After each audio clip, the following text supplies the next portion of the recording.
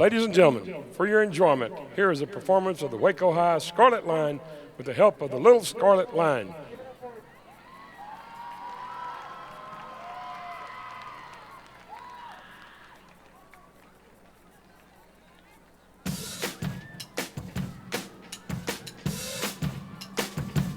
I say I'm too late. Got nothing in my brain. That's what people say. That's what people say. I go on too many dates, but I can't make them stay. At least that's what people say. That's what people say. But I keep cruising. Can't stop, won't stop moving. It's like I got this music in my mind saying it's gonna be alright. 'Cause the players gonna play, play, play, play, play. And the haters gonna hate, hate, hate, hate, hate, baby. I'm just gonna shake, shake, shake, shake, shake. Shake it off, shake it off. Heartbreaker's gonna break, break, break, break, break. And the faker's gonna fake, fake, fake, fake, fake, baby. I'm just gonna shake, shake, shake, shake, shake. Shake it off, shake it off. I never miss a beat.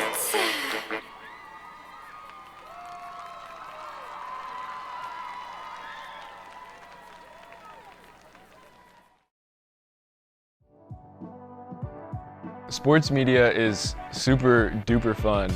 In sports media, I am a camera operator.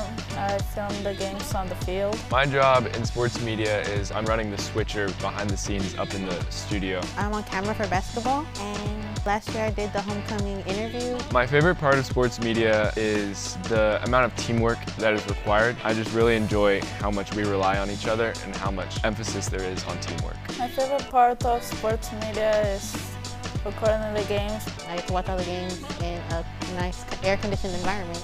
I learned a lot. I learned like literally everything about a camera. I've learned how to be part of a team and how to communicate. I have learned how to record games and how to do camera on the move. All sorts of things that I can apply to work outside of school. It's really an experience like no other. You work with peers, you work with equipment that you wouldn't be able to work with outside of school. It's a lot of fun. It's fun. You get to learn how to make videos professionally. If you enjoy making videos and if you want to go see the games, you should join and come help us with the games. Here comes your Waco High Line.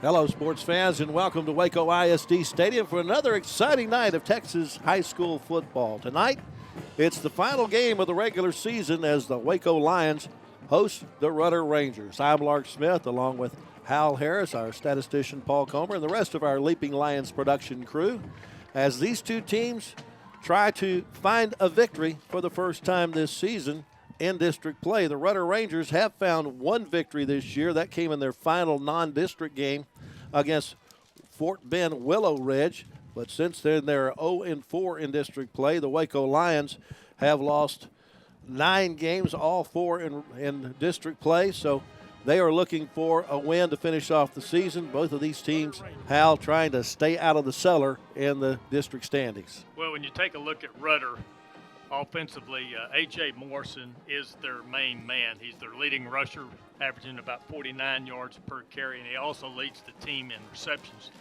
Their quarterback, number 11, junior Silas Sullivan, has only thrown 4 touchdowns on the year. If you look at their stats, rushing for the year, averaging 88 yards a game, through the air 111 yards per game for a total of 199 yards. They're struggling offensively. In the district play, they've only averaged just over 7 points per game, and they're giving up over 51 points. That's a hard combo to come up with any wins from.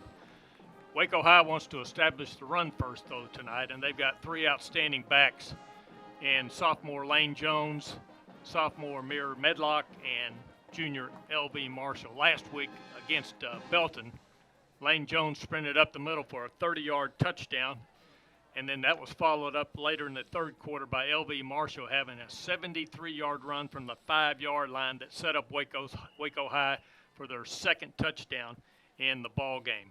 Now, Zay Johnson and Jay Howard Crawford are the leading receivers for Waco. But really, the keys for victory for Waco High tonight are, one, they've got to play a clean game.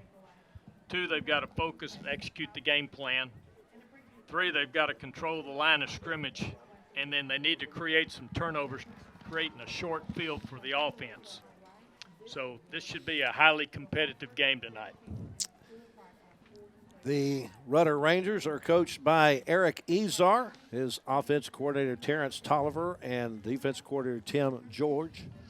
The head coach for the Waco Lions is Ezra Martinez. He's in his first year as the head coach for the Lions and trying to get his first win as the head coach here. He came over from Midway High School where he was the interim coach for a half a season there and helped get Midway into the postseason after a bad start. He spent a year on the staff of the current Midway head coach, Joe Gillespie, before he's taken the job here at Waco High, and he's trying to turn the program around the best that he can.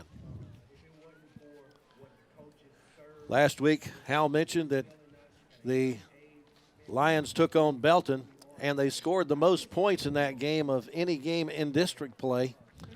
Looks like they're slowly improving on offense, especially now that they have decided to go with Jordan Alvarez, the junior at quarterback. He's learning the ropes of the game and doing the best he can to try to move the offense. The Waco High defense has pretty much carried this ball club this year, especially from the linebacker position, most notably Jalen Good and how well he's played this year. The Rudder Rangers, meanwhile, well, they've only scored 26 points in district play so far. They got shut out by Belton, so if you're looking at comparative scores, Rudder lost to Belton 35-0, while Waco High lost to Belton by a score of 42-18. Not sure if that gives you any real idea as to how this game might unfold. The Junior ROTC being presented at midfield and presenting the colors, so let's join our stadium announcer. The colors are represented by the Waco High ROTC color guard, consisting of right guard, Cadet First Sergeant Brandon Howard, American flag, Cadet Second Lieutenant Rachel Evans, Texas flag, Cadet Sergeant First Class Ariana Pass, United States Army flag, Cadet Private Devin Marbury, Waco High ROTC Battalion flag, Cadet Sergeant First Class Logan Vasquez, left guard, Cadet Corporal Ruben Almanza. Running the Waco High Spirit flags are cadets from Waco High Junior ROTC Lions Battalion.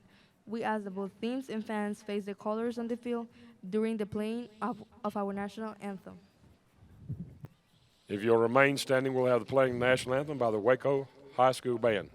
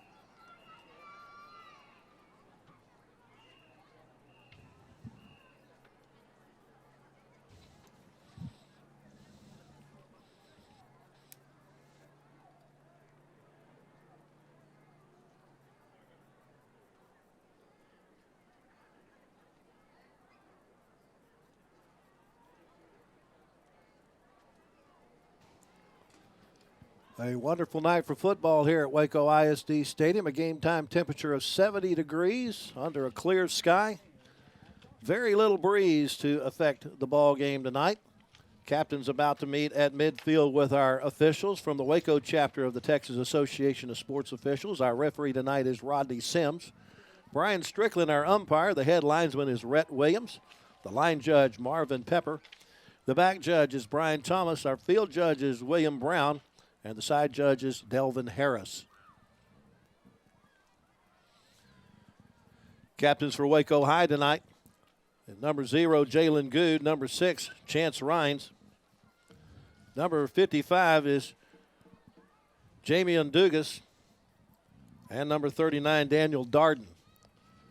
For the Ryan Rudders, their Rangers, their captains are A.J. Morrison. A.J. Morrison, number 24. Along with Brandon Brown, J.D. Ballard, and Sean Godoy. Second trip this year for the Brian Rudders Rangers here to Waco ISD Stadium. They came here to play the University Trojans. The Trojans handled them 58-3. Rudder has won the toss, and they have elected to defer. So Rudder is going to allow Waco High to have the football first, and Waco High is going to go from left to right on your TV screen here in the first quarter.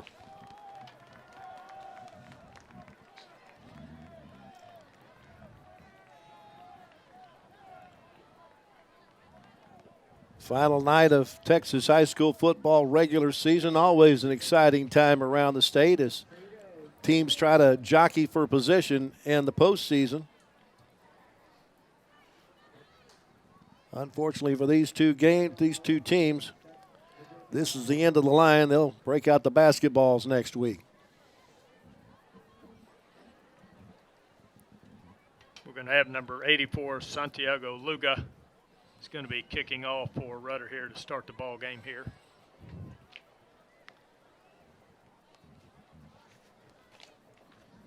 Going deep for Waco High is going to be number 1, Eric Taylor. Along with number 2, Andre Kelly, will be here on the near side.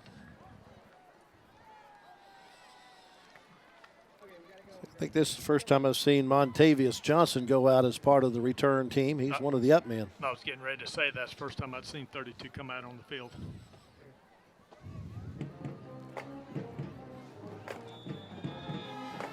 Kelly and Taylor are speedsters, though, for Waco High. We'll see if they end up kicking to them or not.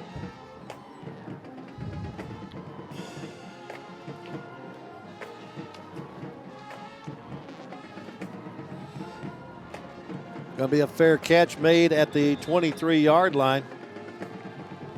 That was the up man, Johnson, making the fair catch signal. So Waco High gets the ball 1st and 10 at their own. Well, they're going to put it at the 25. We got to look at their offense first. Eduardo Guerrero is the center. The guards are Torian Barnett and Jerome Walker. The tackles, Patrick Jones and Jaden Johnson. Jordan Alvarez has taken over at the quarterback spot. Makes the handoff to Medlock, throws up to the 30-yard line. That's complete to Zay Johnson. We're about a 5-yard, well, let's call it a 4-yard pickup out to the 29. Knocked down by David Fernandez, the defensive safety.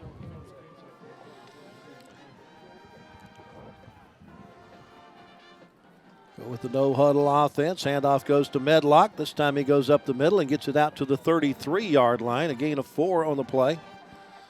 Jordan Ennis in on the tackle, number 10. Amir Medlock, just a sophomore. I think this is only about his 3rd game on varsity this year. Brings up a 3rd down and 2. Medlock again has the football, tries to slide through a hole, but he is brought down. Well, he may be able by second effort get it close to the 1st down yardage, but he's still going to be shy. Just give him a yard up to the 33-yard line. Javian Richardson in on the tackle. going to be 4th and 2 at the 33. Rudder not putting anybody back right now. They're not necessarily expecting the punt, but Waco High is. They snapped the ball before, and now we got a procedure call coming from our head linesman, Rhett Williams. Yeah, that'll force them to punt now. Well, I'm not real sure why they were going it on 4th and 2 from their own 33. I don't either. Jalen Good's going to be punting the ball for Waco. Going back deep for Rudder's going to be number 14, Parker Jones.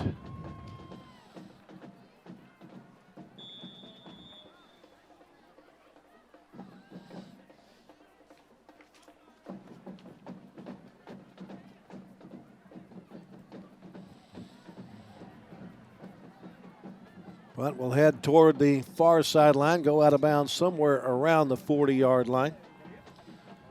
So with 10 minutes and 16 seconds left to go in the first quarter, we'll get our first look at the Rudder Ranger offense.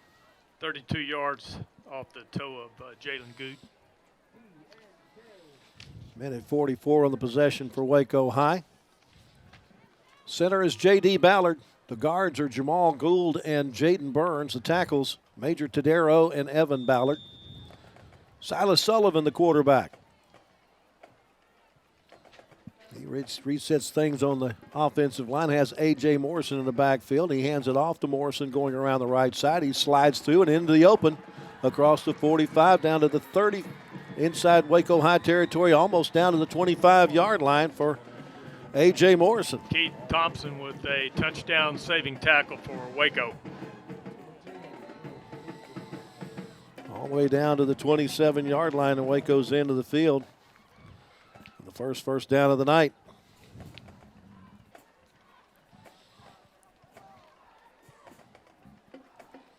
Three wide outs to the left side. Sullivan hands it off to the motion man coming around. He's got some running room. That is Morrison. Tries to reverse his field and will go out of bounds at about the 19. Taylor Freeman and Jamie Dugas forcing him out there. Well, they say he walked out at the 21-yard line. So a gain of 6 on the play. Brings up a second down and 4. Stack 2 receivers to each side. But Morrison gets the handoff, looks for a hole, squeezes across the 20 down to about the 17. Chance Rhines and Lane Jones in on the tackle. He picks up enough for the first down.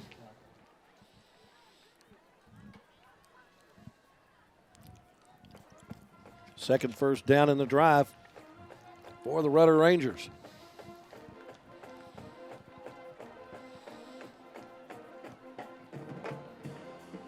They bunch up the. Once again, they hand it off to Morrison. He is going to be their bell cow, at least on this drive. He gets it down to the 16-yard line. Or excuse me, the 14-yard line. 2-yard pickup. Anthony Burton, number 44, stood him up, and then he was finished off by 55, Jamie Dugas for Waco. So he picked up 3 on the play. Second down and 7. Again, go with the no-huddle offense. This time they'll throw the ball. Completes it across the 10, down to about the 8. Coming up with the catch is Jabari Burrell. Chance Rhines along with Jalen Good defending on the play for Waco on that pass play. Picked up 6, still going to bring up a third down and 1 at the 8-yard line. They huddle up this time. Not real sure about which side the receivers are supposed to go to. Not sure about that formation. Morrison in motion. He'll take the handoff and follow blocks around the left side, but Waco High does a good job of stringing it out and dropping him for a loss back to the 10. Eric Taylor from this cornerback position with that tackle. It brings up a fourth down and 3 from the 10-yard line. See what Eric Izar decides to do here. Looks like he may be sending out the field goal unit. Okay, number 80 is coming in to get the ball, Christian Ocampo. Going to be a 27-yard attempt. Good snap and hold. And it is through the uprights.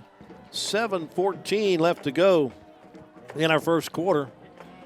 The Rudder Rangers able to score in their first possession of the ball game, get the 27-yard field goal from Ocampo.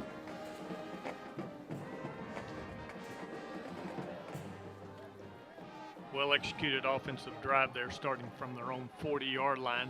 Majority of it coming through the running plays from A.J. Morrison. We'll get a chance here to see Waco High set up again on their second offensive series. Took 7 plays to go 50 yards in 3 minutes and 2 seconds to take the 3-0 lead. Eric Taylor, along with Andre Kelly, will go back deep for Waco around their own 20-yard line. You see some of the fans that have made it out to Waco ISD Stadium tonight.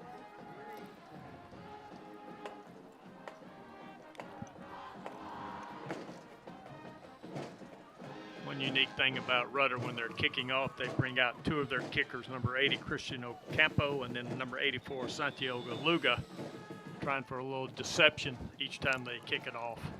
Yeah, I noticed last time it was Ocampo that did the opening kickoff as opposed to Luga.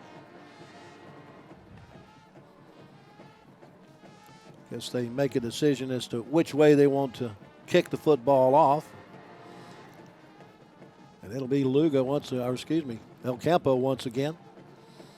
And a fair catch made inside the 20-yard line. And then once again, it's Johnson making that fair catch.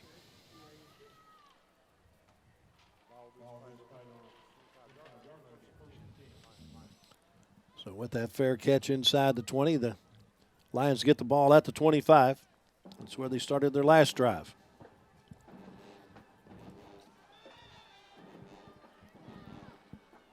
Got Andre Kelly, wide receiver to the near side. Medlock will be the running back.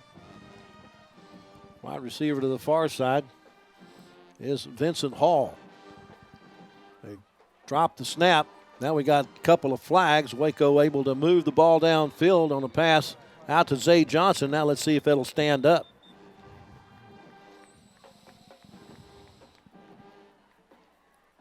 Got a flag from the referee as well as the head linesman. Rodney Sims will tell us. Legal crackback, number 1 of the offense. I got a Distance to the goal. crackback by Eric Taylor. Well, we talked about it early in the ball game. Waco High really needs to play a clean ball game. They've already had 2 penalties here early in the first quarter. They've got to clean that up. Their offense isn't geared to come back on a 1st and 20 because they like to run the ball. That's their bread and butter. So it'll be 1st and 23. We're about the 12.5-yard line. Alvarez throws. It's complete to Zay Johnson on a nice job by Johnson to reach behind him, as that was behind him to begin with. But he's able to get some positive yardage out of it up to about the 17-yard line. Defending on the play was 32, David Fernandez. Give him 4 yards, being up 2nd down and 19 at the 17. Eric Taylor in the slot on the far side along with Vincent Hall. Hall is also the backup quarterback for the Lions after an injury to B.J. Whitaker. He winds up and throws deep and has his man. A great catch there by Andre Kelly, and he's going to go the distance for the touchdown. How about that? 83 yards, pitch and catch for the 6 for Waco High. It was great coverage by the defender. He just made a great catch. And the pass was right on the money. Matter of fact, he was holding him and doing everything he could to keep him from making the catch, but still a great job by Andre Kelly to come up with that and turn it into an 83-yard scoring strike. Now let's see what we're going to do here. Going to go for two. Running the football and getting into the end zone is Eric Taylor for the two-point conversion.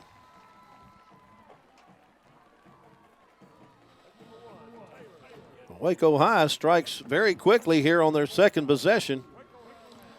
It ends up a 75-yard drive because they started at the 25, but a penalty sent them back. But the 83-yard touchdown pass to Andre Kelly gets them on the board. The two-point conversion from Eric Taylor makes it 8-3 in favor of Waco High. That was a great response by the offense of Waco, responding to that field goal that Rudder put on them to start the ball game. Comes with 6:08 left to go in the first quarter. 1 minute and 6 seconds on that drive for Waco High. So a nice reply to the field goal scored by Rudder on their first possession.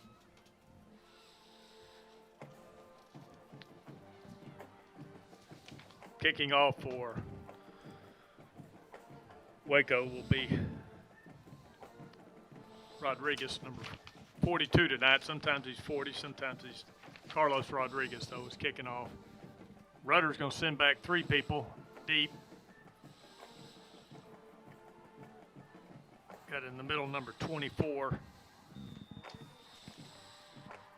Brandon Brown. Number 7 on the far end, Dante Curry.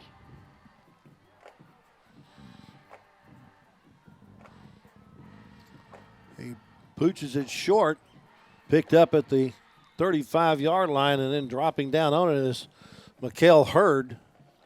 And that's where the Rangers will set up shop at their own 35-yard line. Defensively for Waco High tonight, we've got Deshaun Moore, Jamie Ndugas, and Anthony Burton in the defensive line. Also got number 33's just checked in for Waco. That's Micaiah Sumner. We'll get to the rest of the defense here just shortly. Empty backfield, but they send Morrison in motion. He takes the inside handoff, trying to get around the left side and be run out of bounds when he gets to the 38-yard line. Chance Rhines with the tackle. The linebackers tonight will be Jalen Good, number 0, Chance Rhines, number 6. Michael Leonard, number 16. Lane Jones, number 8. Lane will play both offense and defense tonight. And then in the secondary, we got Eric Taylor, number 1, Keith Thompson, number 10, Taylor Freeman, number 17, and Tyler Freeman, number 20. Second down and 7. Again, Morrison goes in motion. Fake the handoff. Keeper this time by the quarterback. And that is Ivan Barrett at the quarterback spot. First time we've seen him there. Yeah, Lane Jones with a great tackle there. Got a hold of him, wouldn't let him go. And no gain on the play for Barrett. So it's third down and 7. Not sure why Silas Sullivan is not running the offense. He's back out there now. Yeah, we got Torian Barnett at right defensive end for Waco. Got to get to the 45 to pick up a first. Sullivan back to pass. Now steps up in the pocket and throws deep, and it's knocked away.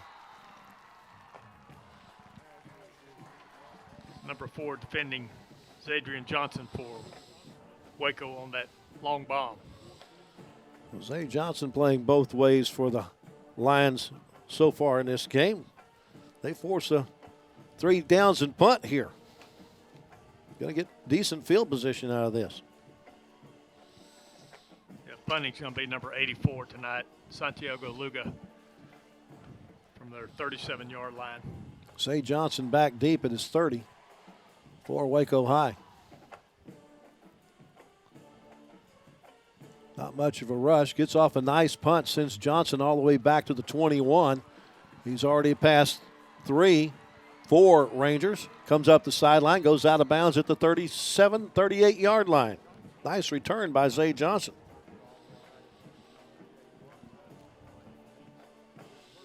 Net of 26 yards on the punt. Sets up Waco High with great field position here on their third possession of the first quarter. Just a minute and 11 on that possession for the Rangers. Got 4:57 left to go in our first quarter. Waco High with an 8-3 lead and a chance to stretch it here.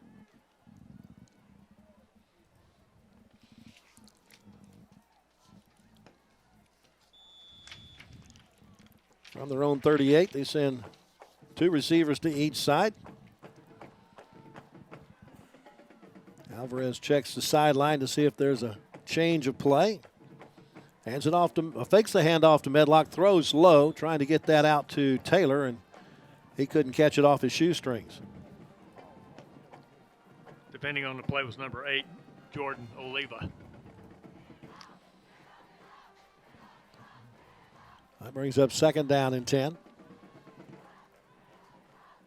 Got Eric Taylor in the slot on the near side. Again, they're going to look to the sideline and see if the coaching staff wants to change the play that was originally called.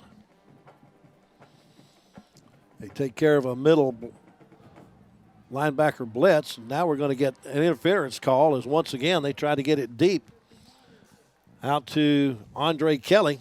And this time I think they're going to be called for the interference. Let's see if we can see it on the replay here. Mikhail Hurd, number 27. Yeah, he got hands all over him. Absolutely. 50-yard penalty from the previous spot.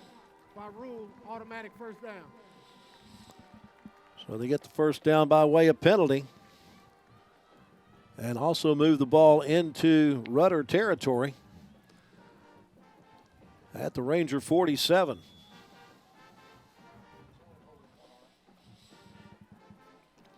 Pass is complete and then knocked away. Got a flag on the far end. They had too many players on the field. Yeah, number 10 was not able to get off the field before the snap.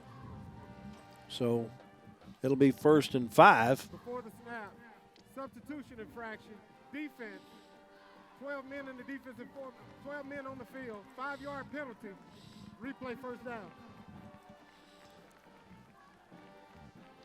Moves it down to the 42-yard line.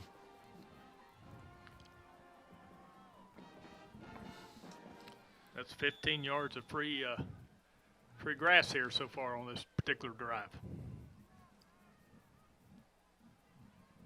Johnson goes in motion and takes the handoff. Will follow Medlock around the right side and only get a couple of yards to the 40. He's brought down by Cameron Ford, number 51.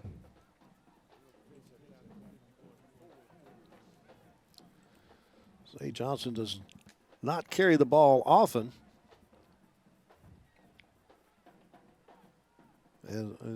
As a rusher. Good pass by Alvarez, a little too tall, though, for Eric Taylor. Showed some real nice poise in the pocket that time. It's going to bring up a 3rd down and 3 and also bring Lane Jones onto the field. He'll be the running back.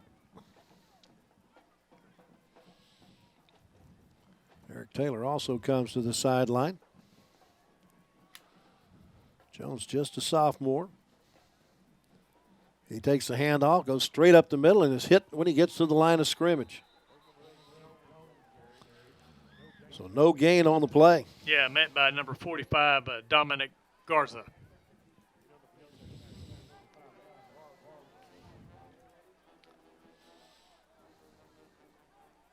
Looks like Hector Topet is coming in. That'll give them 2 tight ends or H-backs. That makes more sense to go on this 4th down than the previous one where they got called for a penalty to send them back.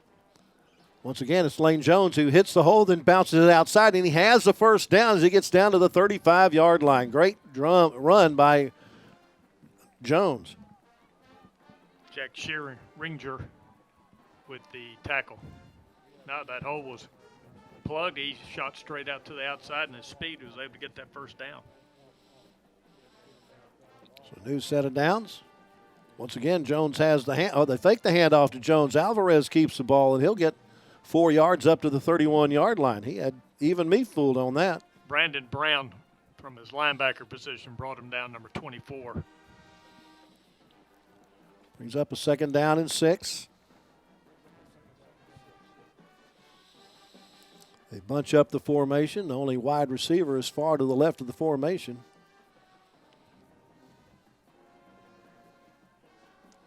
Lane Jones takes the ball and forges ahead. Stays on his feet across the 30 and maybe gets it to the 29. That's a hard-earned 2 yards for Lane Jones. It is 21 Javian Richardson with the tackle.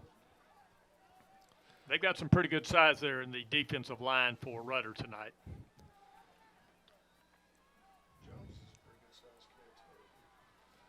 That'll bring up a 3rd down and 4.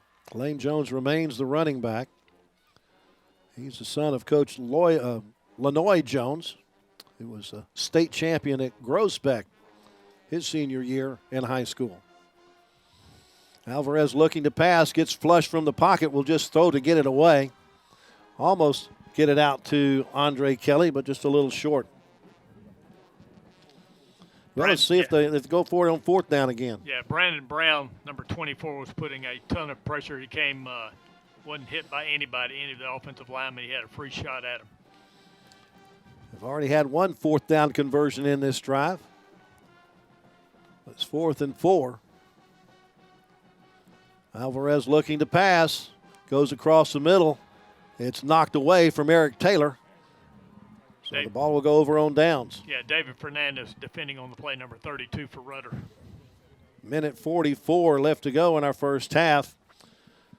Rudder gets the ball at their own 29-yard line, but trails 8-3. 3:13 on the possession for Waco High. Picked up a couple of first downs, but could not convert a second 4th down situation. Handoff goes to the motion man. Coming around the left side is Aiden Gray, listed as a wide receiver, but unable to get around the corner, and will lose a yard, maybe 2 yards back to the 27. Yeah, Keith Thompson, number 10, with the tackle for Waco. 2nd down and 12.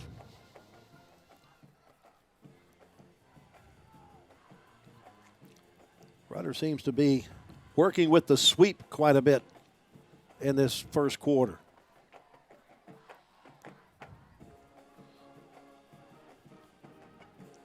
Trying to reverse his field is Gray.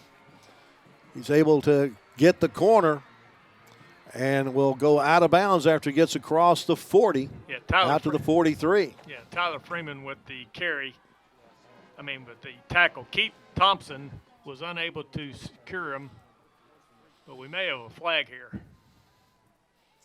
It'll be a 16-yard pickup if it stands, but it looks like it's coming back. Holding, number 12 of the offense. 10-yard penalty from the spot of the foul. Replay 2nd down.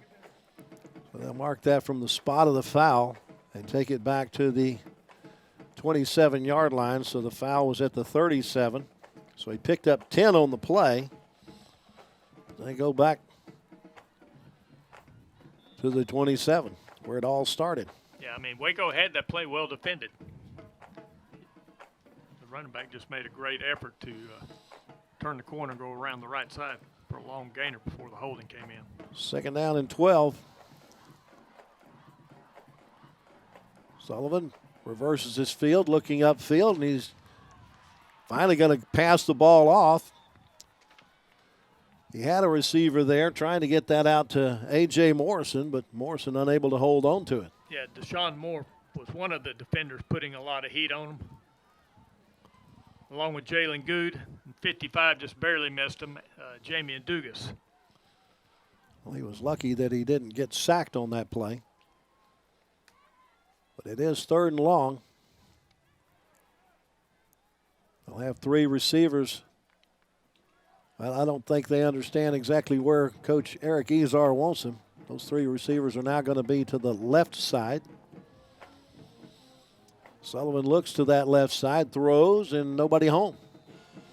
Threw it between 2 potential receivers, either Jabari Burrell or Braylon Pierce, but neither one of them close enough to haul it in. Going back to receive this punt will be Zay Johnson. Well, nope, never mind. Number 1's coming in, Eric Taylor.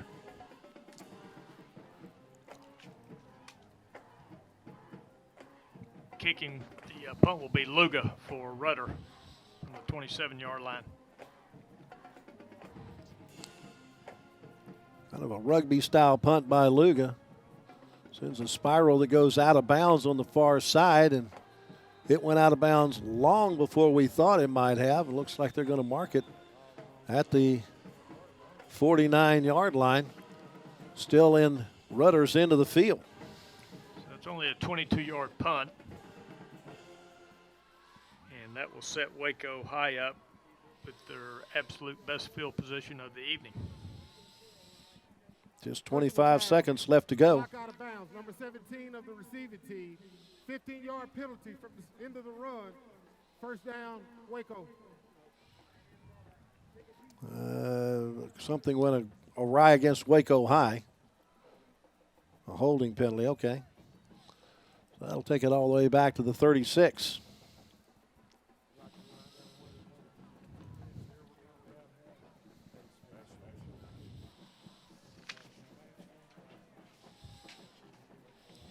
Minute 19 on that last possession for Rudder. Waco High with an 8-3 lead as we have 25 seconds left to go in our first quarter. Amir Medlock back in the backfield as the running back. Now we're going to have a procedure penalty against Waco High. Practice snap. False start. 57 red. 5-yard penalty. Still first down. You had the ball in your opponent's end of the field, but penalties have taken it back to the 31. And now it's 1st and 15.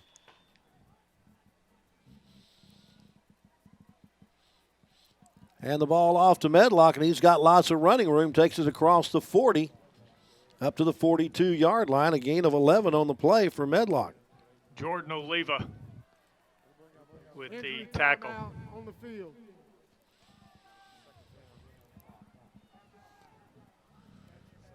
Got a Waco lying down. Member of that offensive line. That's the center, Eduardo Guerrero, being attended to. Well, Waco High has got a lead here in the waning minutes of the first quarter. Rudder was able to score a 27-yard field goal on their first possession of the game.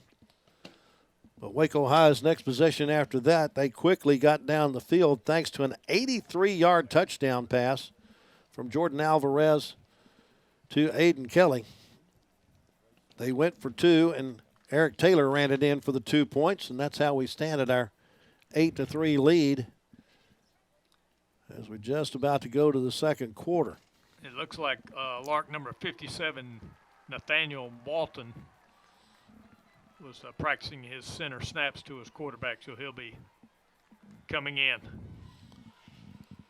He is listed as the backup at center in the Waco depth chart. Good to see, though, that Guerrero is pretty much coming to the sideline on his own power.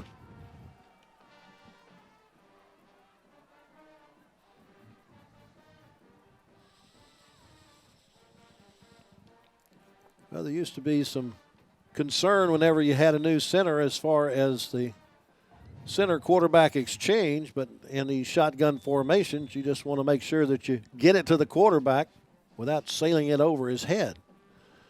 Little false start, maybe offside, maybe a free play, tries to go deep and just a little out of the reach of a diving Andre Kelly.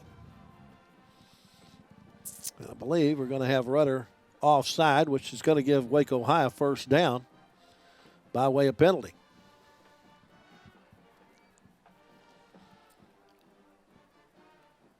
Neutral zone infraction, number 51 of the defense. 5-yard penalty by rule. That makes it first down. Well, the flag on the play gives Waco the 5 yards. The 4 yards plus a yard that they needed to pick up the first down and get the ball out to the, they mark it at about the, we'll call it the 47-yard line.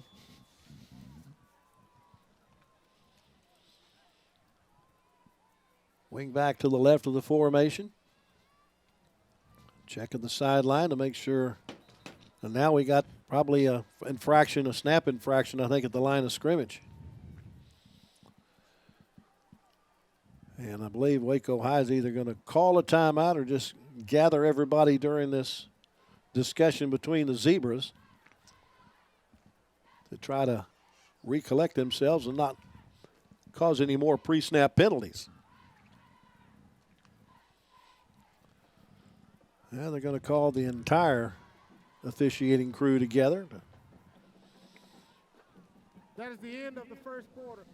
There's no foul on the play. Okay. Quarter ended. Okay. Okay. Here's the one. All right, now we've got a special thing here at the end of the first quarter. Let's join our stadium announcer.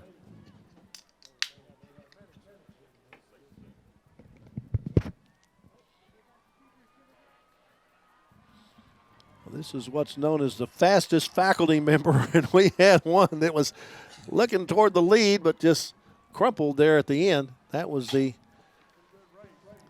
ladies' heat, and yeah, tried to lean a little too much. Now we've got 5 contestants on the male end. We've had the fastest 5th grader for several years, but this is the first time we've had the fastest faculty member. I'm sure you had to sign up for this and probably also sign a doctor's waiver.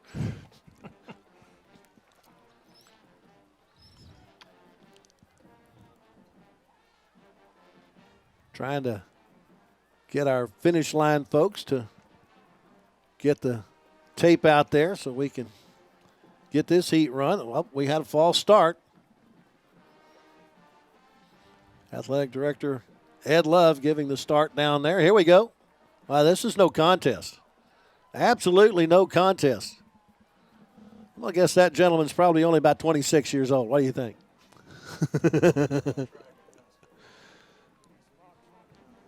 Here we got with a replay of the male heat. He had this one by the 15-yard line. No contest. Well, congratulations to our fastest faculty members. Hey Waco High, ready to level up your school spirit? Swing by the school store for hats, shirts, and hoodies. We've got you covered. Get your merch from the mobile Lions Hub at every football game, or at the Lions Hub right by the gym. Open every school day from 11:30 to 2 p.m. Get your gear at the school store because Lion Pride runs deep. Ladies and gentlemen, will you please turn your attention to midfield for a very special announcement.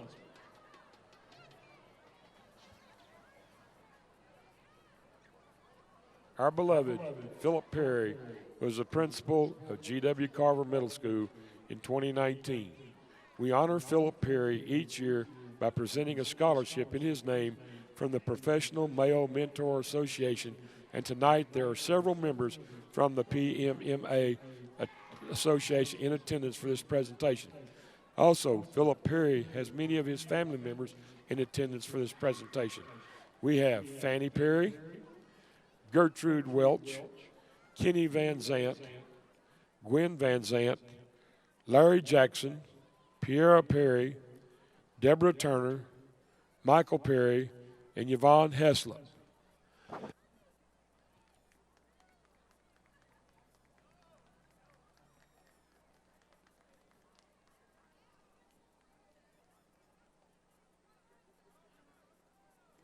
At this time, I'd like to introduce Evan Davis. He is the first recipient of the Philip Perry PMMA Scholarship. Evan is the son of George and Toya Davis and Benita Stockland. Evan attended the University of North Texas in Denton, where he received a bachelor's in science degree in electrical engineering in 2022. Since that time, he has been employed by Encore Electric Delivery as a project manager. Our sixth recipient of the Philip Perry PMMA Scholarship is Dante Ward Jr. He is a former Waco High Lions and currently playing football for the Arkansas State University Red Wolves. Accepting the award for Dante Ward Jr. is his father, a former Waco High Lion, Dante Ward Sr. we would like to congratulate Dante on receiving the scholarship. Please give him a hand.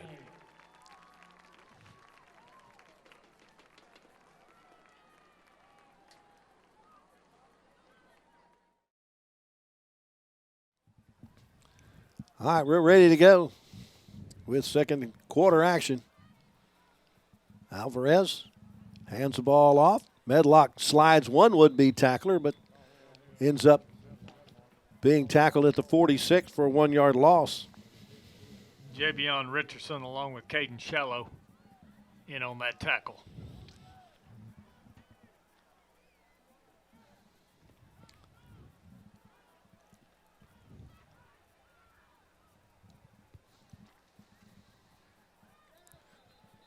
And we got a little false start on the outside as Kelly was a little quicker than the center. 5-yard penalty. Still second down. All of a sudden it's become flag day here. The 2nd and 16.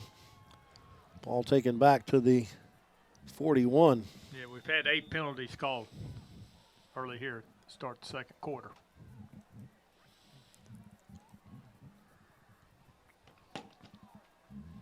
Pass out in the flat. Trying to get some yardage out of that is Vincent Hall. Oh, there was a fumble on the play. That's what happened. Yeah, Javion Richardson with the tackle. A good job by Hall to be Johnny on the spot and pick that up. Get a 5-yard gain out of it. But it's 3rd down and 11. Steps up in the pocket and throws deep. 50-50 ball, basically trying to get that to Zay Johnson. He can't get to it, but there's 4 defenders and 2 receivers. Yeah, Jordan Oliva was defending on that pay.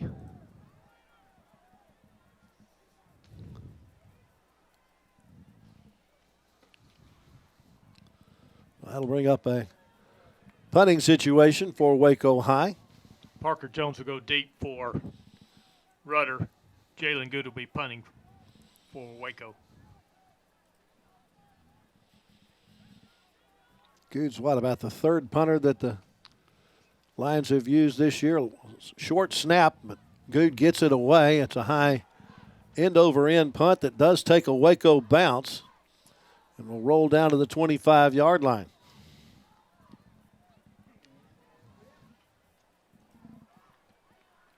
It'll be 29 yards on the punt by Good.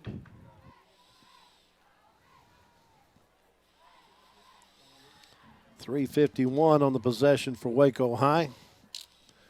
10:34 left to go in our first half. Waco High with an 8-3 lead on the Rudder Rangers. This will be the worst field position to start a series for Ryan Rudder here on their 4th series of the game.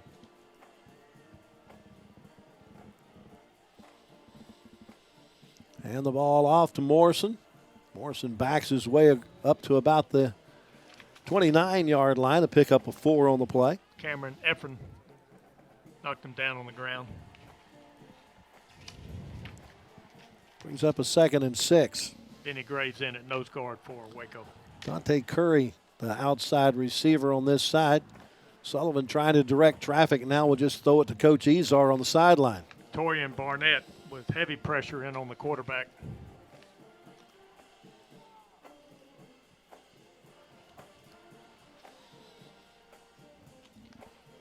There you see the rush, and just had to get rid of the football and save the down. Right now we got 47 Cameron Ephraim, number 50 Torian Barnett, number 62 Benny Graves in on the defensive line for Waco.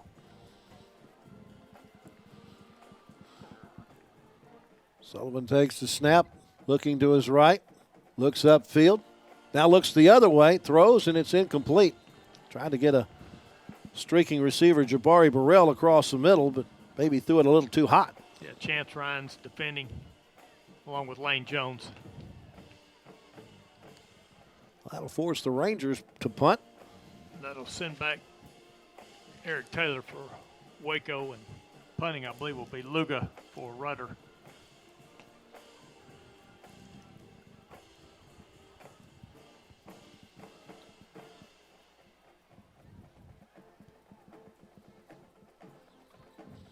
Rugby punt gets off a wobbler, takes a couple of bounces, and then Taylor will get out of the way of it. And Morrison will watch it go across the 20-yard line down to about the 17.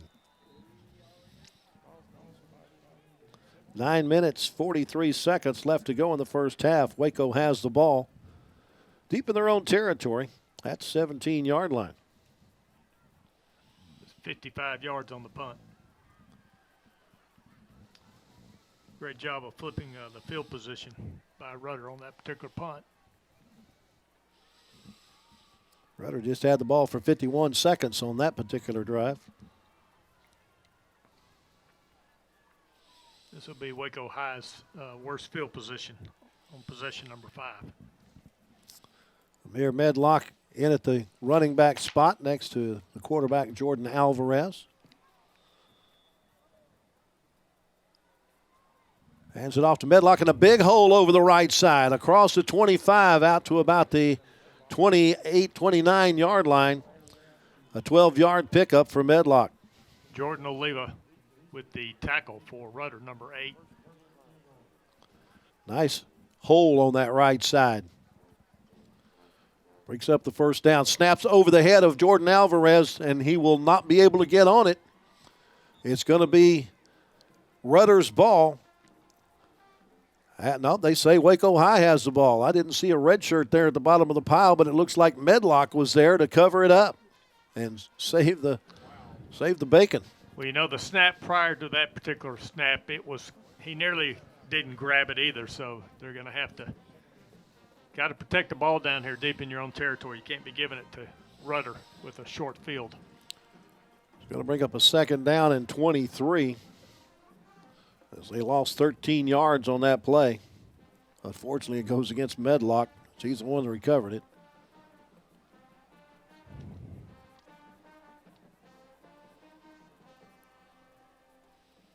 Alvarez throws across the middle and has a nice screen set up to Zay Johnson. Johnson fakes a guy out of his shoes and takes it down the sideline. Now it's a foot race, and Medlock's going to be knocked out of bounds when he gets inside the 20 all the way down to the 17. Kel Hurd finally knocking him out of bounds, or he'd have gone the distance. I got that as 54 yards. During the return, block in the back. Ouch. Number 27, 10-yard penalty from the spot of the foul. First down, Waco. Well, that would have been 54 yards, but the spot of the foul is where? At the 30? They bring it back to the 40-yard line.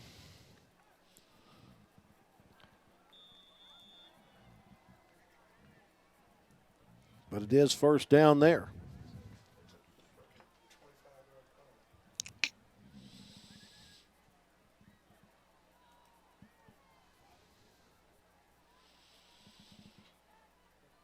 Again, the snap goes over the head. Lane Jones picks it up and falls down with it. Well, that's, again, we mentioned that as at the quarterback exchange when you get a new center into the contest. You know, Eduardo Guerrero goes out with an injury, and Nathaniel Walton enters the game. And we've seen 2 go over the quarterback's head and 1 that he was able to pull down. That's 21 yards loss on that particular play. You were all the way down inside the 20-yard line. Now you're backed up to your own 39.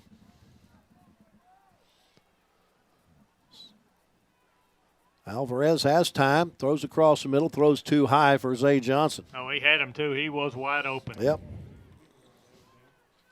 And he had some running room. There was no defender within 3 or 4 yards of him. It's third down on the Baylor campus for Waco High. They have to get all the way to their Rudder 30-yard line to pick up a first down.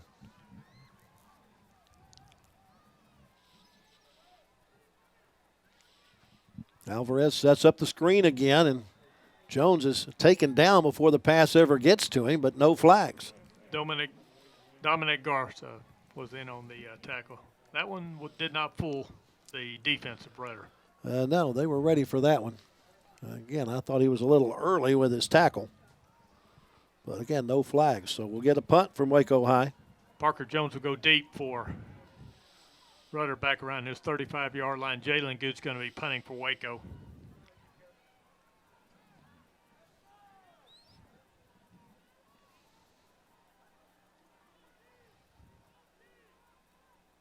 Good snap. Punt's got a good Waco roll to it. We'll go out of bounds to the 23-yard line. That's a nice punt. 38 yards off the toe of Mr. Good there. 2:45 on the possession for Waco High that time. Rudder gets the ball at their own 23-yard line with 6:58 left to go in the first half.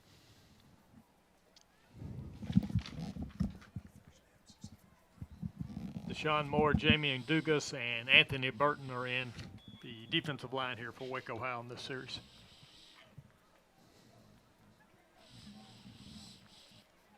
Send a man in motion, but hand it off in the backfield to Morrison. He gets by one would-be tackler, gets off another would-be tackler, and goes out of bounds at the 24. All of that to pick up 1 yard. Yeah, he fought off Lane Jones and Keith Thompson. But like I said, he only made 1 yard on that particular run. Good job of stringing out the play by the Waco High defense.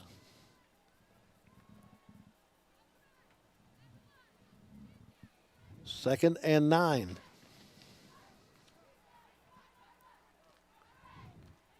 Morrison, left side. No room at the end. Jamie Dugas wrapped him up and threw him straight to the turf. Got maybe a yard on the play. Brings up a 3rd down and 8 at the 25. Got number 9, Bronshaw Dugas, also in at linebacker position right now. As Lane Jones is getting a breather because he's playing offense also tonight for Waco. 3 receivers to the left, 2 to the right, empty backfield. Sullivan looking to the right, no receivers. Now runs with the football himself and will run out of, well, be knocked out of bounds when he gets to about the 28-yard line. That's Jalen Good along with Chance Rhines, both of them putting a lick on him. Watch this on the replay here. He tries to get out of bounds, but as he's back there, Good wraps him up and rides him on out.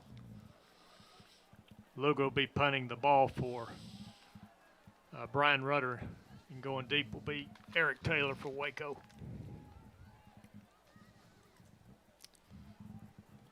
Our statistician Paul Comer tells us that Rudder has not gotten the first down since their very first possession of the game now. Taylor backs up and lets this one take the Rudder roll inside the 15 down to the 13. That's a 60-yard punt.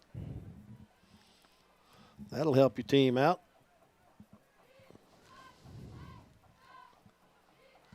Just a minute and 6 seconds on that drive.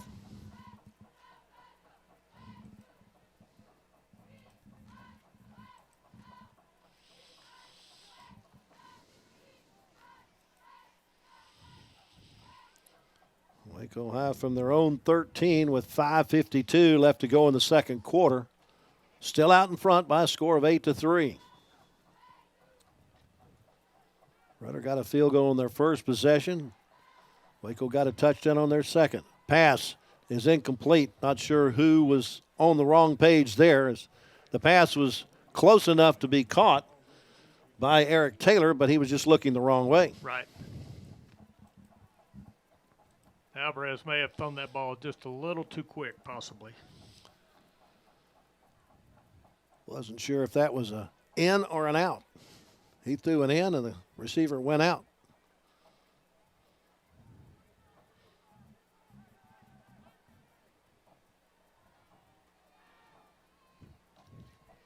Nine seconds left on the play clock. Alvarez just follows the block of his running back and will end up losing a couple of yards back to the 11. Sean Godot, number 90 with the tackle, along with number 10, Jordan Ennis. Losses back to the 11-yard line. Brings up a 3rd down and 12. Alvarez came to the sideline to get the play. Looking left, throws deep, has his man wide open. It's Zay Johnson, and it's a foot race. Can he outrace the Rudder Rangers all the way to the end zone? Yes, he can. 87 yards. Make that 89 yards. That was from the 11-yard line. He just went right down the seam, and that defender did not even go with him. 2 big pass plays. Swing and gate again, Yep. possibly here. Go with a swinging gate here. Johnson throws, and it's complete. There A goes 2-point Lane catch Jones. to Rhines. Yep.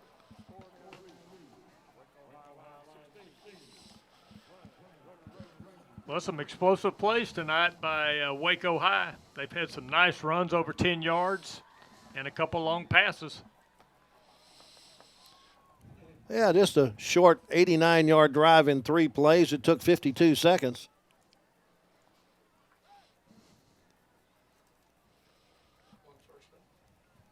And just picked up 1 first down along the way. But it gives Waco High a 16-3 lead on the Rudder Rangers with 5 minutes left to go in our first half. Going deep for Rudder be number 7, Dante Curry. He'll be on the near side here. Number 24, Brandon Brown, will be in the middle. And on the far side will be number 6, Michaela Wilson.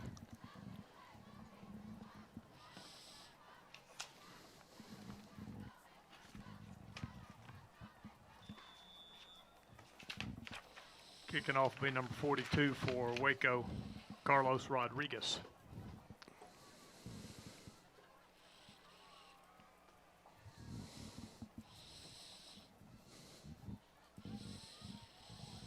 Curry takes it at the 20-yard line, tries to bring it to the sideline, cuts back inside, and will finally go out of bounds at the 35-yard line. Pushed out by Darden, number 39.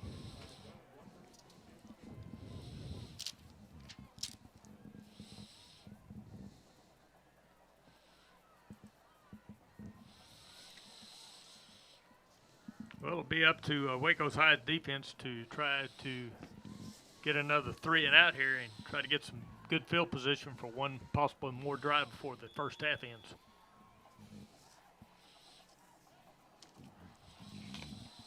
We've got Cameron Ephraim, number 47, along with Benny Graves, 62, and number 50, Torian Barnett in the defensive line for Waco in this series.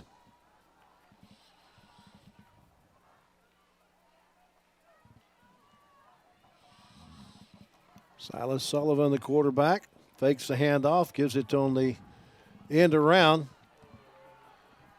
Aiden Gray decides to reverse field, and he has some open room across the 50 and still on his feet down the sideline, and he will get into the end zone for the touchdown from 64 yards away. Well, that's how you get your team right back in the ball game with a big, explosive run play.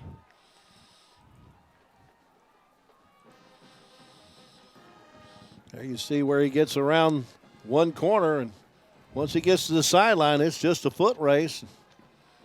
He's able to outrun Lions to the end zone. Point after attempt coming here. Yeah, Christian Ocampo will try the extra point.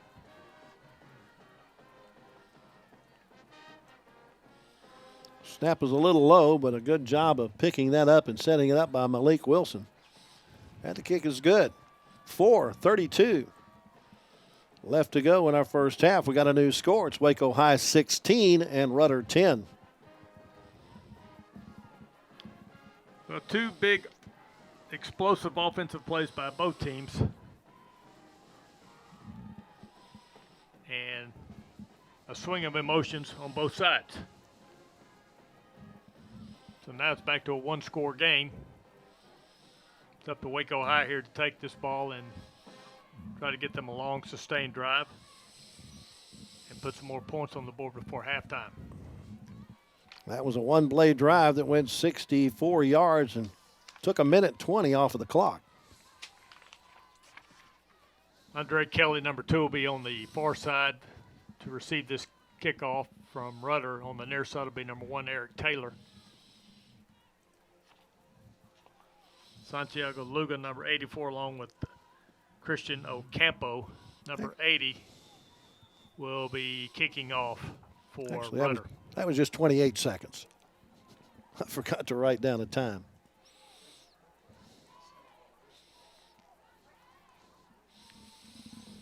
Looks like Luga's going to be doing it kickoff this time.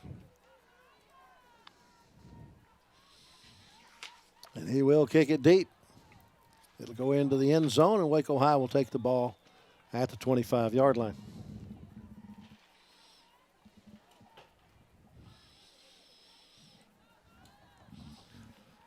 Three touchdowns in the game, and all three have come from long distance.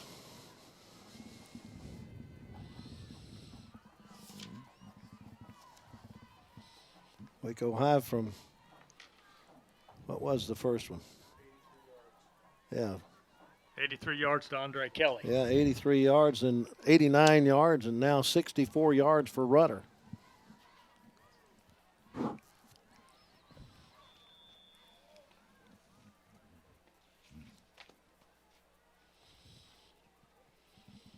Medlock takes the hand off and is tripped up, goes forward, back to the line of scrimmage. J.D. Ballard, number 50, with the tripping up tackle for Rudder, or else he'd have had a nice game.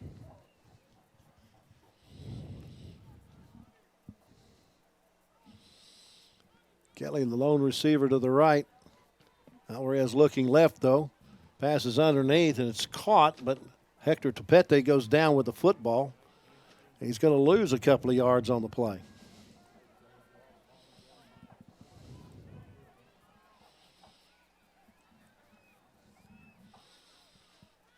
Supposed to be a forward pass, right? That's correct. Not supposed to lose yardage on a forward pass. Eric Taylor's checked back into the ballgame for Waco on this third down play. Got Zay Johnson in as the wing back to the right side. Alvarez looking for Johnson. It's picked off. Going the other way. Getting a block on the edge and into the end zone is A.J. Morrison. He saw that one too many times. Yes, he did. He just stepped right in front of the ball, and I don't know if Alvarez saw him or not. Attempting the extra point to be number 80 for Rudder, Christian Ocampo. Rudder trying to get their second lead of the game here with the point after attempt. Good snap and hold, and the kick is good. 3:17 left to go in our first half, and the Rudder Rangers have recaptured the lead at 17-16. Thanks to their defense, as A.J. Morrison takes an interception into the end zone for a pick six.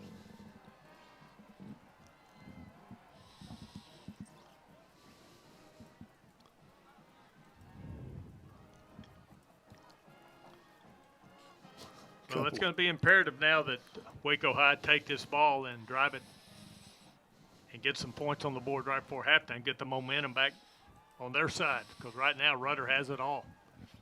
Yeah, Rudder does have momentum on their side right this second after the 64-yard run by Aiden Gray, and now the interception return for a touchdown. Eric Taylor, number 1 here on the near side, along with Andre Kelly, number 2 on the far side around the 20-yard line to receive this kickoff from Rudder.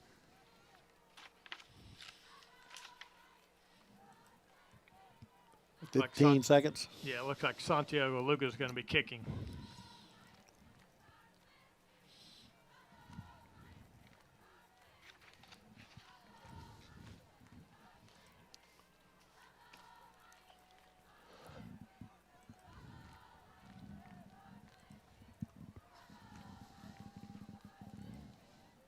He'll kick it deep. About 2 yards deep. It'll be brought out. And Kelly's going to be tackled at about the 11-yard line. Treshawn Brown, number 26, with that tackle. Looks like they're going to mark it at the 12. Not good advice to run that one out. No, not when they kick it into the end zone. You automatically just say we'll take it out on the 25 every time.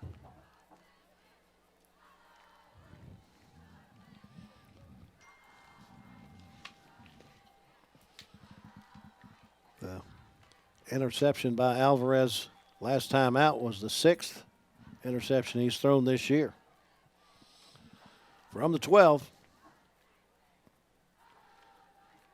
Handed off to Medlock. And he drives forward for about 7 yards out to the 15-yard line. Taken down at the ankles by number 21, Javion Richardson. Giving 5 out to the 17. To bring up 2nd down and 5. Lane Jones has checked in at the halfback position. Well, take that back. They marked him at the 16. He's got the football again. Or excuse me, that's Lane Jones.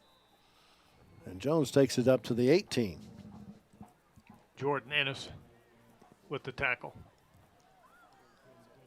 3rd down and 3.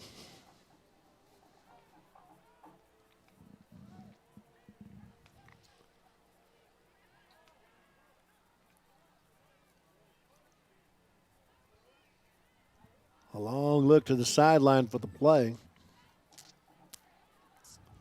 Still waiting for it. With 10 seconds left on the play clock. The game clock, well, they were going to let the clock run down to the 2-minute timeout. That's what the situation was there. Definitely invite you to stick around at halftime for the Waco High Band. This game started out with Rudder scoring a field goal from 27 yards out on their first possession of the night. Waco High's second possession immediately followed, and they were able to score in 3 plays, scoring on an 83-yard pass to Andre Kelly. Got the 2-point conversion, led 8-3 with half of the first quarter remaining. Stayed that way until the second quarter, when Waco High was able to get an 89-yard touchdown pass to Zay Johnson, and also got the 2-point conversion to get out front 16-3. But the Rangers struck very quickly on a 64-yard run to make it 16-10, and then a interception return for a touchdown has given Rudder the lead here just before intermission at 17-16.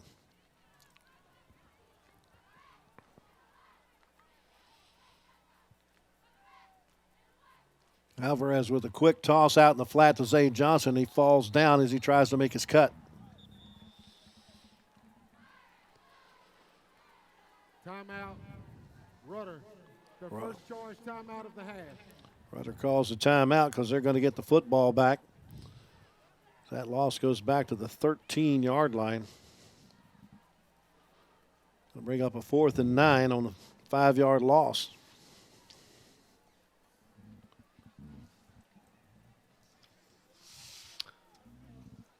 Well, they should have excellent field position after this punt. I would say around the 50-yard line based on the averages of Jalen Good. Parker Jones, number 14, is going to go back for Rudder. And even number 7 is going to go back, Dante Curry. Jalen Good will be kicking.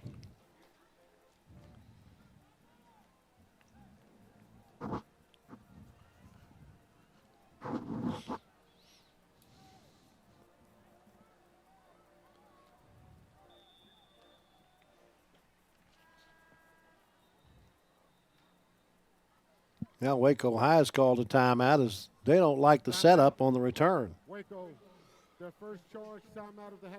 Well, that's the first time that Rudder has put 2 backs Mm-hmm. back to receive a punt. So Guess they just want to talk about it, make sure they have their strategy correct. Of course, we haven't seen, I don't believe Rudder has returned any punts tonight. I believe all just been bouncing, the ball's just bouncing, and then it just gets killed every time. Well, this way, Waco High cannot necessarily kick it away from a potential punt returner if you got two guys back there, unless you kick it over their head.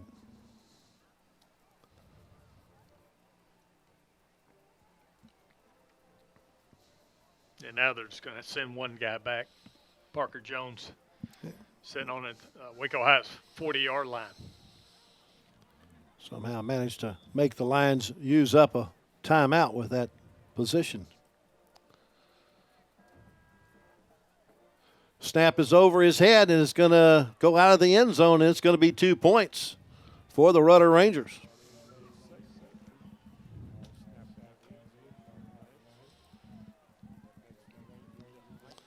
It gives the Rangers a 3-point lead with just a minute 48 left in the half.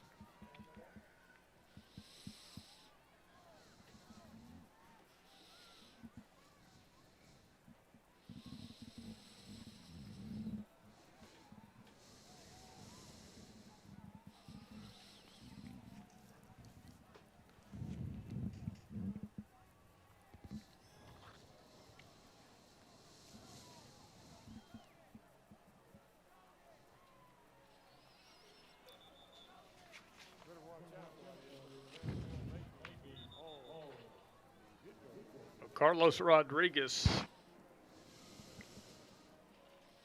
I do not see him coming onto the field right now, so I guess they're going to try to punt it instead of kicking with the tee.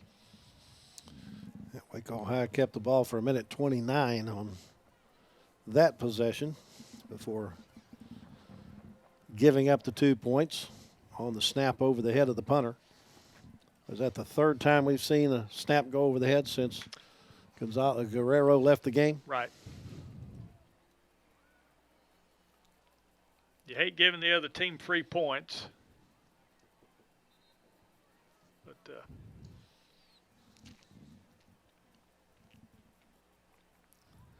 so you get a free kick here. You can punt it or put it on the ground and kick it like a kickoff. right, it's going to be Jalen Good, number 0. Yep, he'll do it a punting.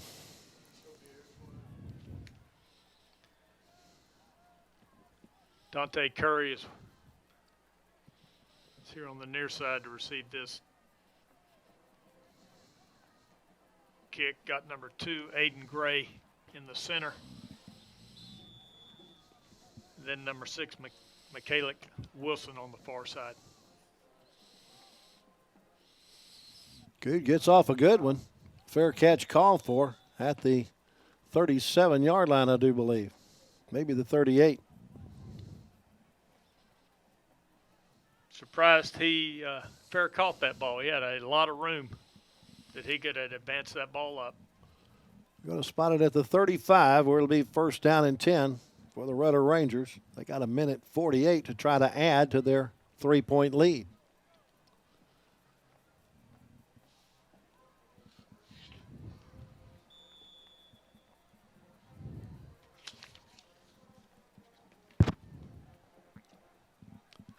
Morrison in the backfield with Sullivan, the quarterback. Fake the handoff, a throw in the flat. They're going to do a double pass back to a screen pass to the. Went to A.J. Morrison, but he fell down. Yeah. And they had 4 blockers out there. They had the wall set up for a big play.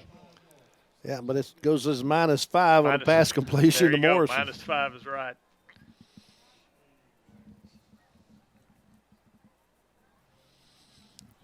Well set up played, but just not executed perfectly. Let's see if they got any more tricks in their bag here. Straight drop back, looks like a center screen, and that's almost intercepted. I think that was Chance Ryan's. I agree. They could have used that interception right there. Oh, yeah.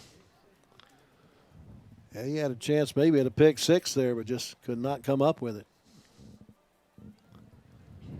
3rd down and 15 from the 30. Minute 3 left to go in the half.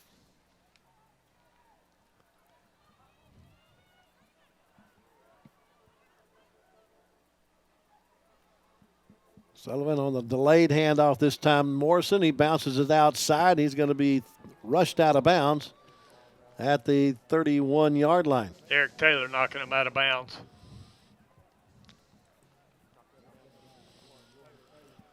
Fourth and 14. Under a minute left. As he went out of bounds, the clock is stopped. Punting team comes on. 84 Lugo will be kicking for Rudder. Eric Taylor will be deep for Waco.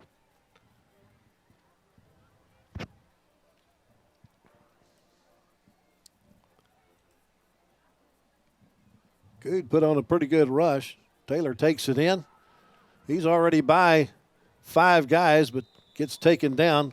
Nice open field tackle there by Treshawn Brown. Sets up Waco with great field position here with 46 seconds to go. They have 2 timeouts.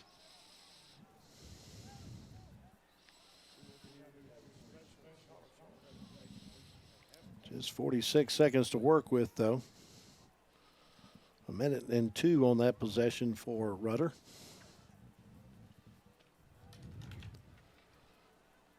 From the Waco 43. Zay Johnson is the outside receiver on this side, on the left. They hand it off to Lane Jones. He breaks into the open up the middle of the field. He's all the way into Rudder territory down to the 41-yard line. Jordan Oliva, number 8, with the tackle on Lane Jones. Picked up 16 yards on the play and a first down.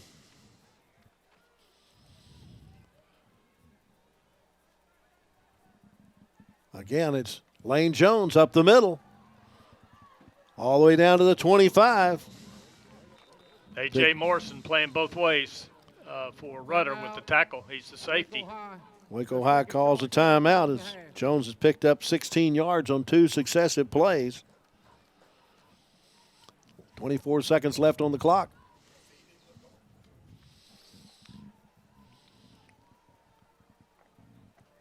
Yeah, tonight Waco High with many explosive plays over 10 yards tonight, more than we have seen all year.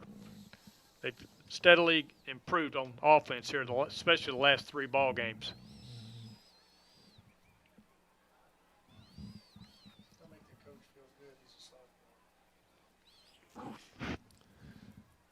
Trying to see if they can get on the board. A field goal ties it at the half. That would seem to be a victory for either team tonight. Probably need to get down to at least the 17-yard line for Rodriguez to have a shot at a 35-yarder.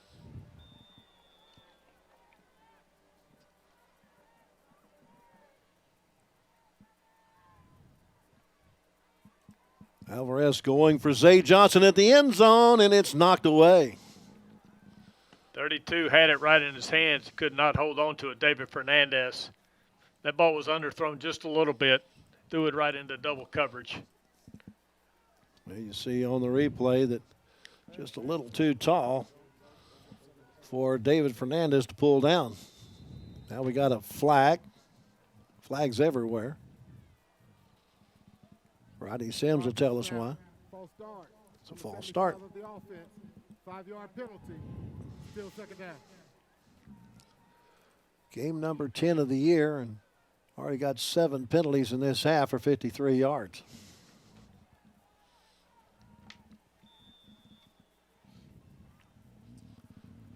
They hand it off to Jones. Lanes get it to the 29-yard line.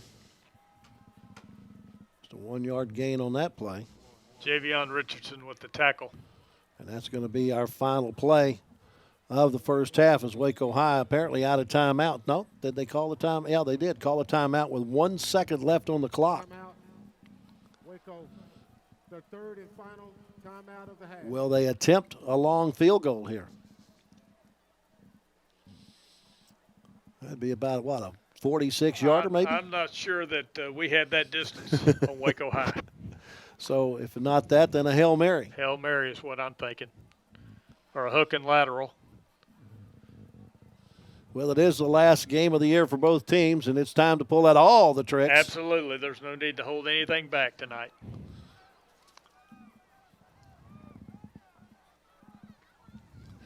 So whatever gadget play you've been working on in practice, it's time to pull it out.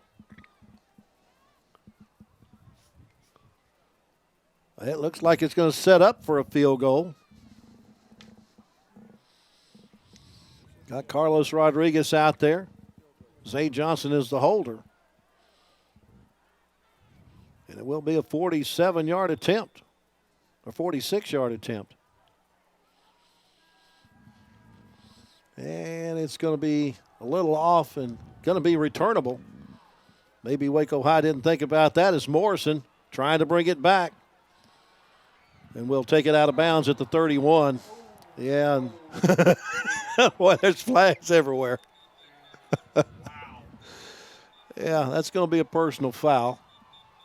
And good job by the coaches to separate everybody.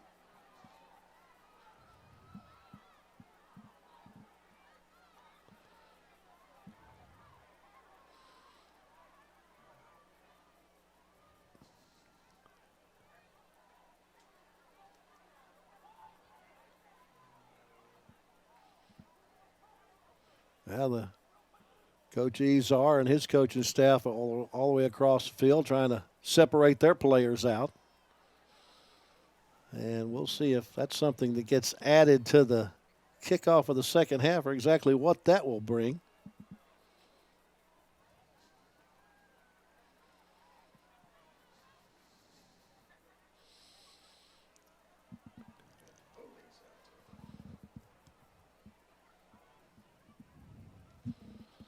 That was shades of Alabama and Auburn, wasn't it?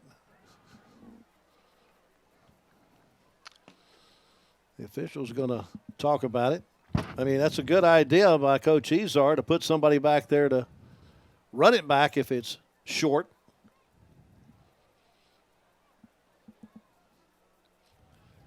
But the officials are going to talk about it. Head coach Eric Zizar all the way over to the Waco High side to try to find out what's going to occur here.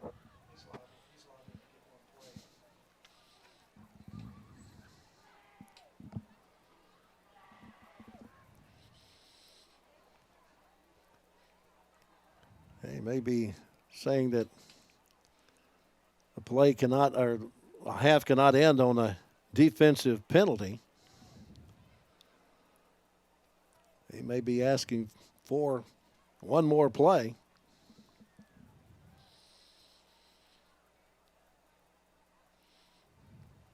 After the play, dead ball, personal foul, late hit out of bounds, number 6, Waco High. That penalty will be enforced on the opening second half kickoff. Thank you very much, Rodney Sims. So we are at half with our score. Brian Rudder, 19. And Waco High 16. Stay tuned. Our halftime entertainment coming up in a moment.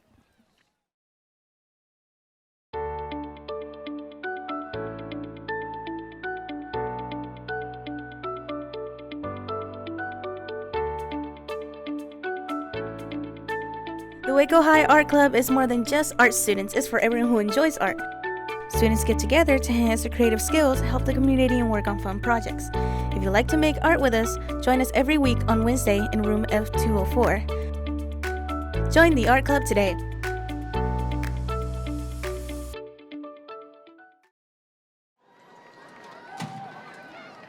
Waco High School proudly presents the award-winning 2025 Lion Pride Marching Band and the Scarlet Line Drill Team.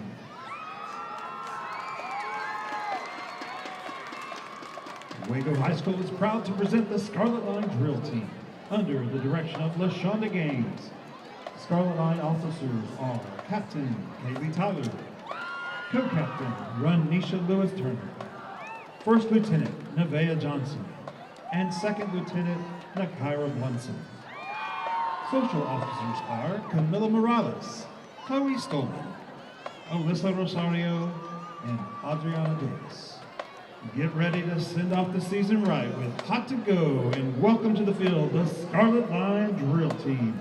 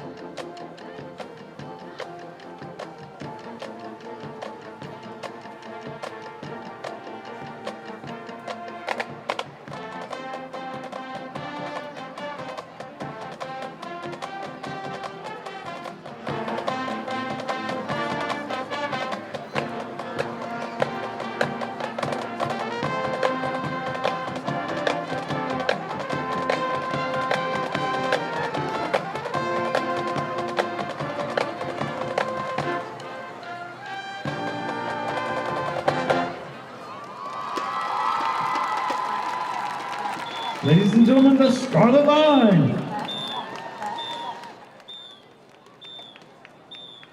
And now, Waco High School proudly presents the award-winning 2025 Lion Pride Marching Band. The band is under the direction of Tyler Sage, Michelle Lincoln, and Austin Mills. Percussion is instructed by Adrian Rodriguez. The color guard is instructed by Michelle Michaels.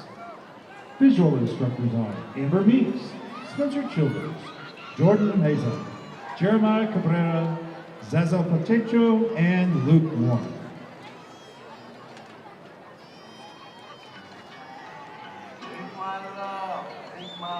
Tonight, the Lion Pride Band will be performing their 2025 competition show, The Rebels of the Rising Sun, featuring music from Firefly, The Good, the Bad, and the Ugly, Star Trek Into Darkness, House of the Rising Sun, and Tank. Drum majors, Annalise Galan, Brittany Lieja, and Michael Menchaca. Is your band ready? Line Pride Band, last time, best time. Take the field in performance.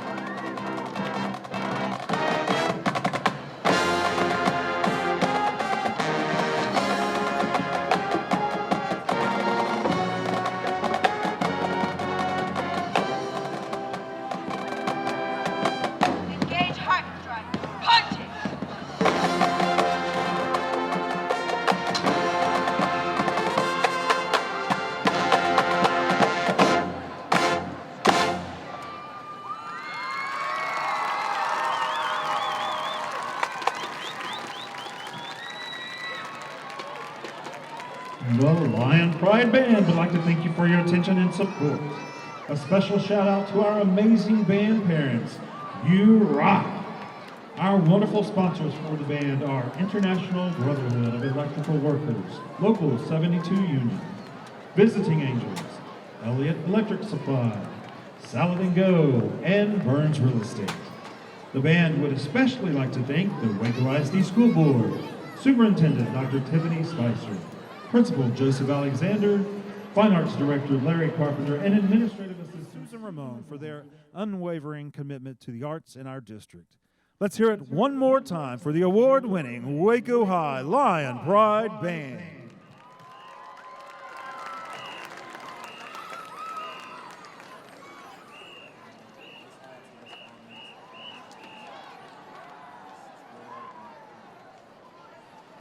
Hope you enjoyed our halftime activities. We're getting ready for the second half of action here at Waco ISD Stadium, with the Rudder Rangers on top of the Waco Lions by a score of 19-16. The first half statistics look fairly even, though. Waco High has 9 first downs, only 3 first downs for Rudder in the first half.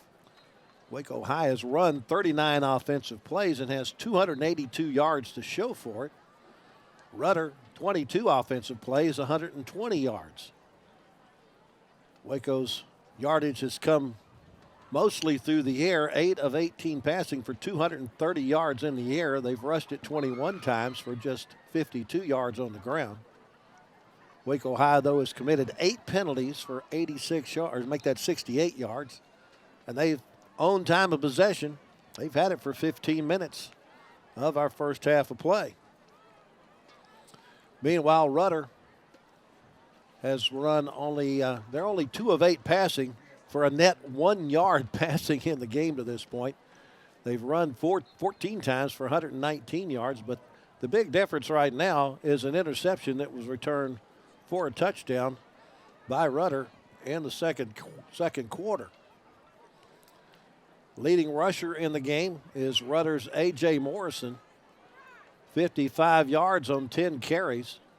Well, check that. Aiden Gray has carried it twice and has got 62 yards, and a lot of that was just on 1 touchdown run. Waco High's leading rusher is Lane Jones, 8 carries for 22 yards.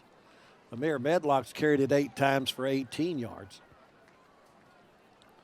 Zay Johnson, the leading pass catcher in the game, 5 catches for 143 yards. Andre Kelly has 1 catch for 83 yards and a touchdown. Just 2 pass receiving for Rudder. Morrison with 1 for -5. And Jabari Burrell has 1 catch for 6 yards. So that's how they have just 1 yard of passing offense in this first half. Waco High has used several different people to run the ball tonight, even handed the ball to Vincent Hall, who's working as a wide receiver but is also the backup quarterback tonight. But they have their 2 touchdowns on long distance passes. 1 for 83 yards from Alvarez to Andre Kelly. Then an 89-yard pitch and catch from Alvarez to Zay Johnson. Just 1 offensive touchdown for Rudder in the first half. That was a 64-yard run by Aiden Gray. They've also scored on a field goal, a safety, as well as a defensive pick 6. So, Hal, what do you think all that means?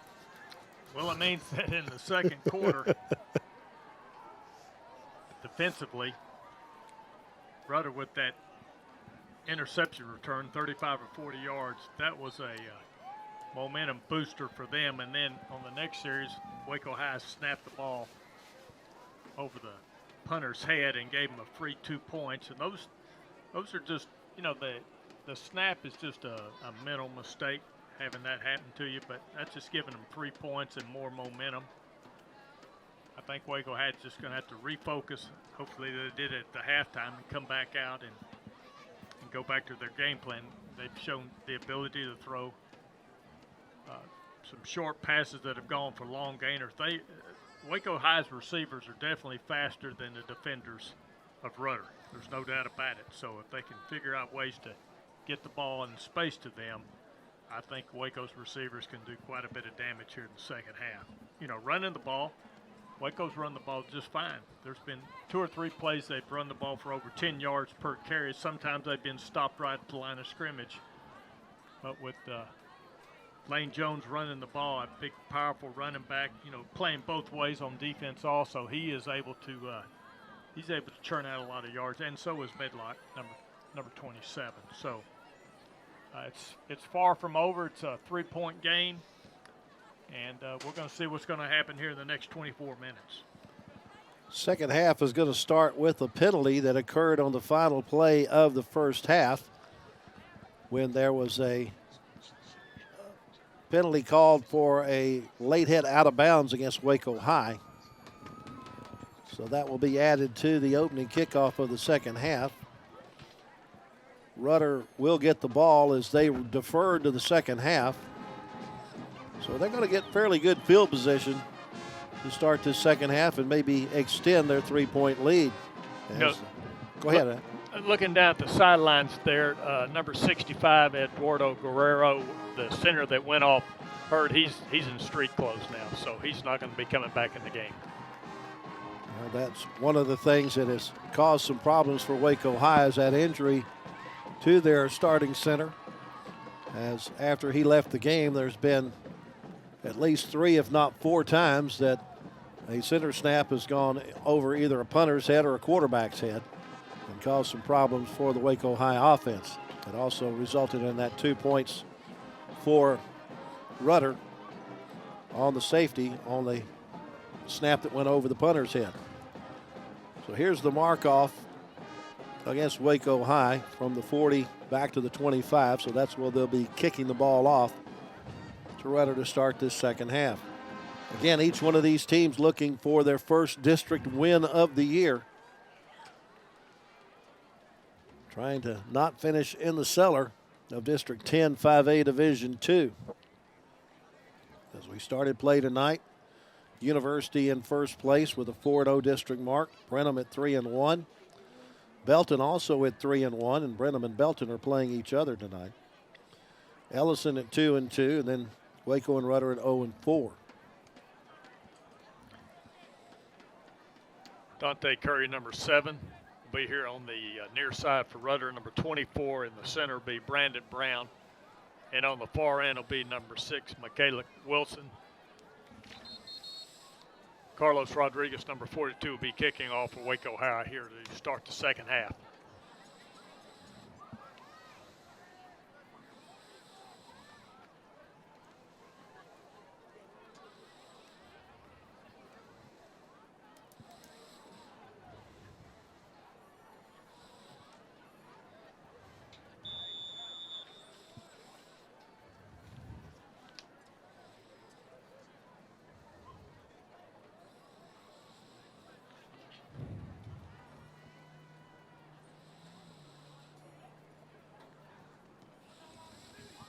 Line drive kick, taking it about the 30-yard line.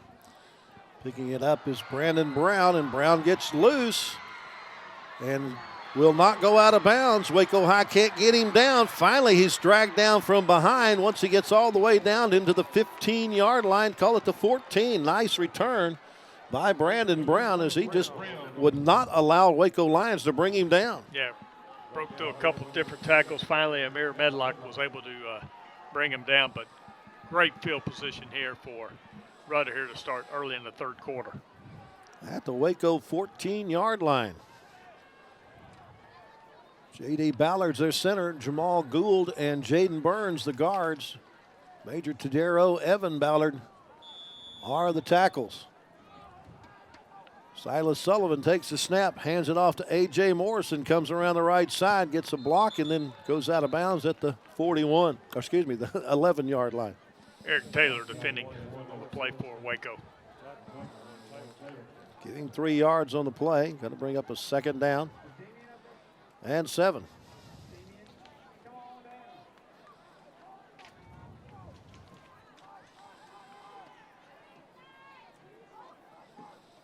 Again, the handoff to Morrison. He tries the left side, finds a hole up the middle, gets inside the 5, down to the 4.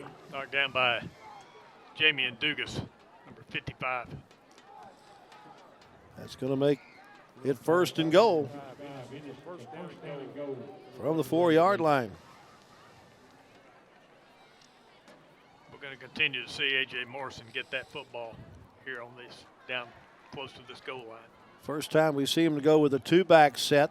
Morrison to the right of the quarterback. He'll get the handoff, scoot through the left side and try to back his way in the end zone. He's going to go down, though, at the 1. Yeah, Keith Thompson stood him up right at the 1-yard line. Then he got some help from a couple of his other defenders. Well, let's see if the Rangers continue with this handoff to Morrison here. Head coach Eric Izar has brought 3 players with him out to the numbers. Sends them out. Looks like maybe they're going to go to a jumbo set. Torian Barnett, number 50, coming in the defensive line for Waco here on 2nd down. Basically going in a jumbo set. The quarterback Sullivan getting pushed into the end zone. Waiting for an official indication. Sure enough, it is a touchdown for Sullivan as he basically got pushed in from behind by one of his fullbacks.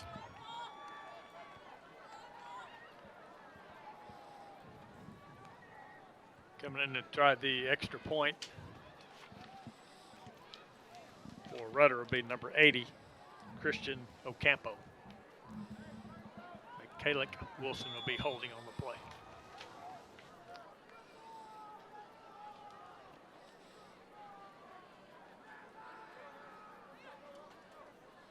Snap and hold is good. Kick is driven through. 10 minutes, 11 seconds left to go in the 3rd quarter. We have a new score. It is Brian Rudder 26 and Waco High 16. Just a 4-play drive that only went 14 yards, took 1:49 for Rudder to get a touchdown.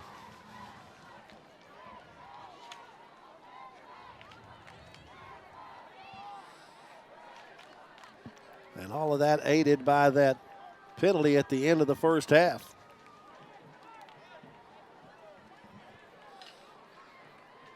As well as a really nice return by Brandon Brown.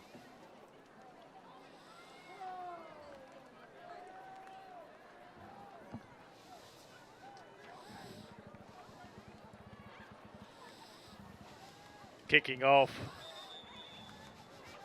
will be number 84, Santiago Luga for Brian Rudder. Waco High will send back Eric Taylor, number 1. Here on the near side, number 2, Andre Kelly will be on the far side. Tyler Freeman will be here on about the 30-yard line on the far side. Last 2 kickoffs by Luga have gone into the end zone. One was not returned, one was. He does have a strong leg. And really no wind to aid him one way or the other.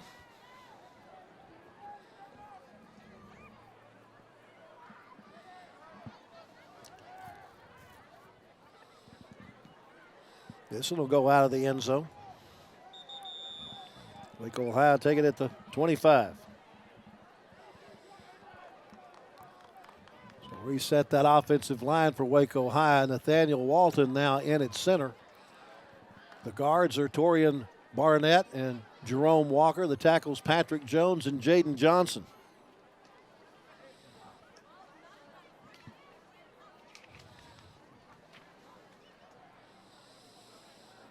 Defensively in the line for Rudder, Sean Godet, number 90, Amarian Gibson, number 33, will be in the line along with Javion Richardson, number 21, and number 10, Jordan Ennis. Jordan Alvarez, the quarterback, turns and hands it off to Medlock. And Amir Medlock will take it out to about the 28-yard line for a gain of 3. Marion Gibson, number 33, on the tackle.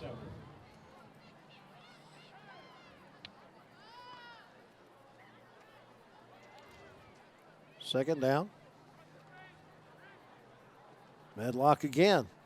Off right tackle gets into the open, into the secondary, all the way across the 50, down to about the 49-yard line. Michaelic Wilson, number 6.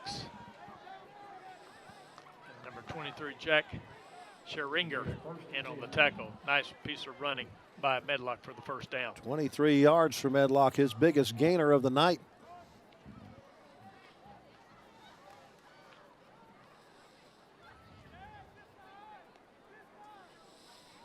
Pulled down the high snap. This time the handoff is to Lane Jones, who's into the backfield. Wrapped up by Cameron Ford, number 51. Jones just gets a couple of yards. Bring up a second down and 8 at the Rudder 47.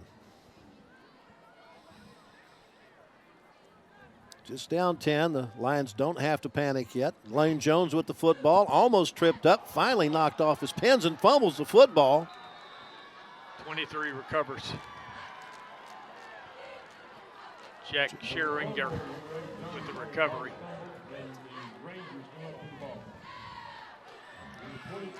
That's the second turnover against Waco High. Rudder gets the ball with 8:48 left to go in the third quarter. They have the ball at their own 40-yard line. Rangers making their own breaks here with the turnovers. Big Six got them a lead. They got the football to start the second half and got a good return. Got a little separation here, 10 points. Low snap, throw out in the flat. It is complete to Dante Curry, but Curry kind of wishes he had dropped the football. Eric Taylor with the tackle for Waco.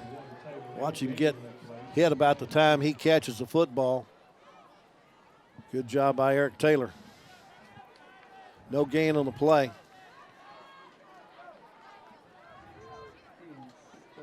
The handoff to Morrison. Bounces around the right side. Nowhere to go there.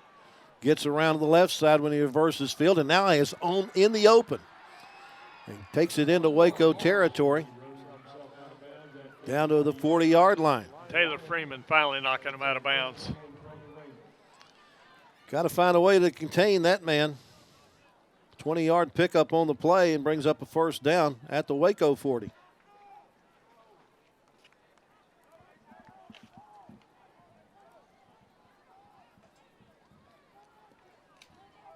Got Benny Graves in at nose tackle position right now for Waco. New running back in the backfield. He's going to be dropped for a loss. Carrying the football is Logan Taylor, a freshman. First time we've seen him carry the ball tonight for the Rangers. Lane Jones with the tackle there. Got to lose 6 back to the 46. Bring up second down and 16. Stack 2 receivers to each side. Sullivan with a quick pitch out in the flat. Nowhere to go for Aiden Gray. Tyler Freeman with that tackle. Good one-on-one open field tackle. And maybe a loss of 1 on the play back to the 47. Brings up a 3rd and 17. Good job by the Waco defense to stiffen up here after the turnover on the fumble. Yeah, it's critical they get off the field after this third down play and get the ball back.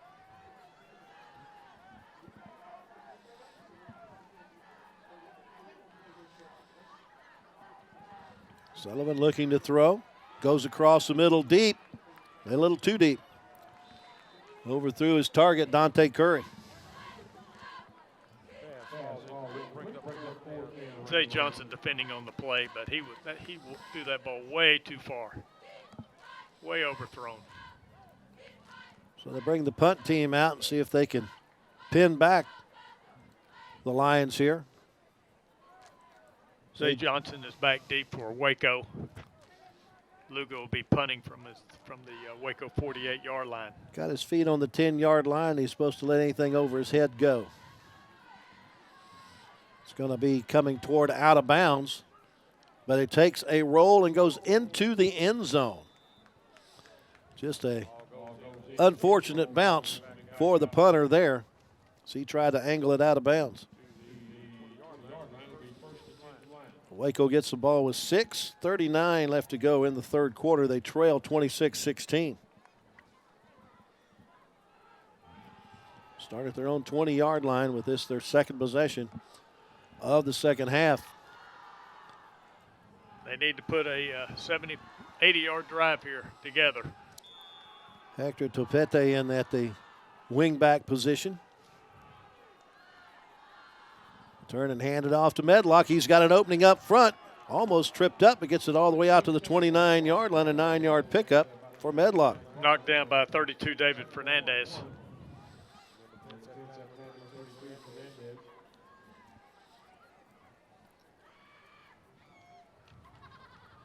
Same basic setup with a tight end to the left. Hand it off to Medlock. Stop before he can get to the 30-yard line. Is where he needs to get for a first down. No gain. Brandon Brown defending on the play, number 24.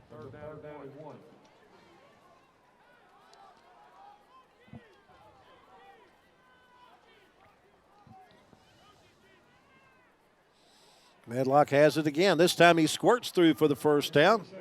We'll get it up to the 34-yard line, a gain of 5.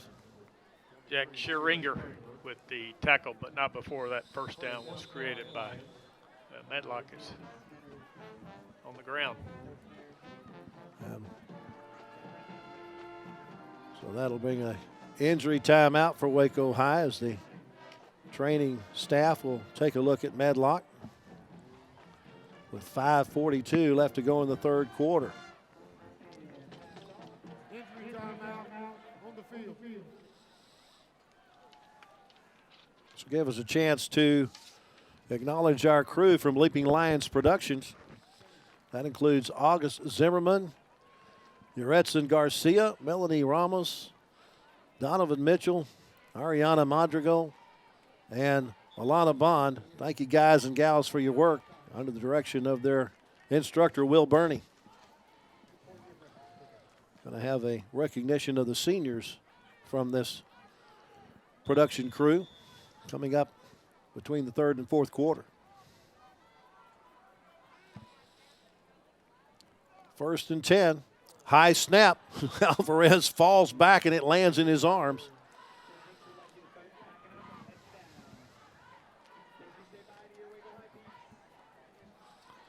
Going to lose back to the 27-yard line. Loss of 7 on the play. Second and, well, it says 16.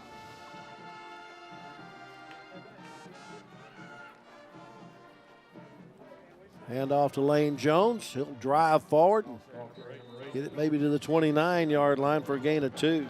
Javion Richardson, number 21, with that tackle. It brings up a 3rd and 14 for Waco High. Zay Johnson in the slot on the near side.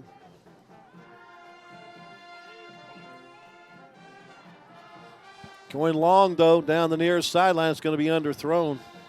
Looked like it maybe slipped out of the hand trying to get that out to Andre Kelly. Defending Mikael Hurd on the play. That'll bring up a 4th down, the punting situation for Waco.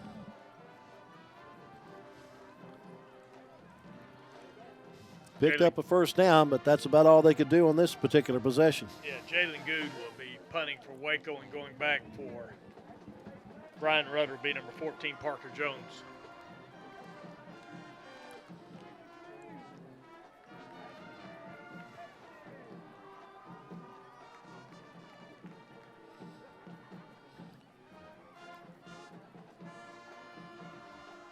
Yeah, they won't get the play off before a delay. They're going to have to go 5 yards back.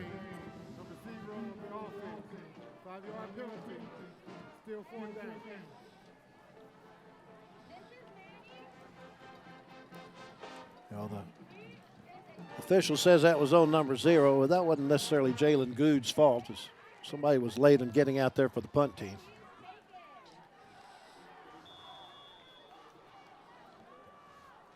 Good snap. Off the side of the foot and goes out of the bounds at about the 37-yard line.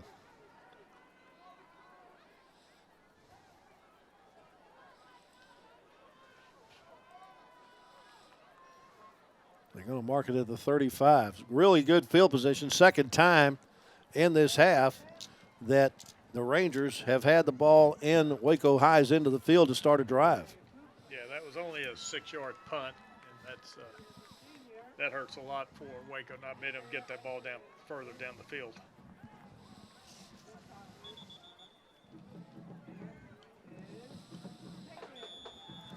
Want to be sure they get the play clock set properly. Sullivan sends a man in motion, but hands it off to Morrison over the left side. He's knocked down after he gets a couple of yards up to the 32-yard line. Torian Barnett, Chase Rhines, Jalen Good in on the tackle. Morrison's had a busy night. That's his 15th carry for 91 yards. He came in averaging only 48 yards a game.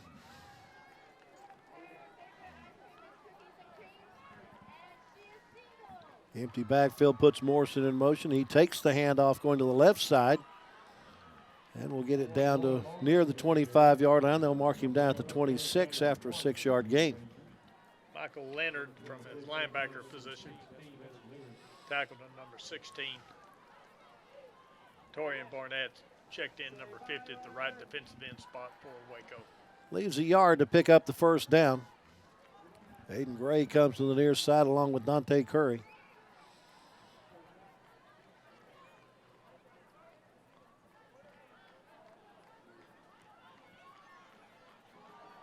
Keeping the ball is Sullivan. Gets to the sideline and knocked out of bounds. He was stepped out of bounds at the 16 and pick up a 10 for Sullivan. That's not the first time. That the first time he's carried the ball tonight? Actually, it's the third time. Okay. He scored a 2-yard touchdown earlier. That's right, when they pushed him in. That's yep. correct. He's just got 3 carries for 14 yards on the night. Well, he goes under center. We haven't seen that often tonight. Now we're going to have a snap infraction, I believe. Snap infraction, number 63 of the offense. 5-yard penalty. It's still first down. It's 1st and 15. It goes back to the 21.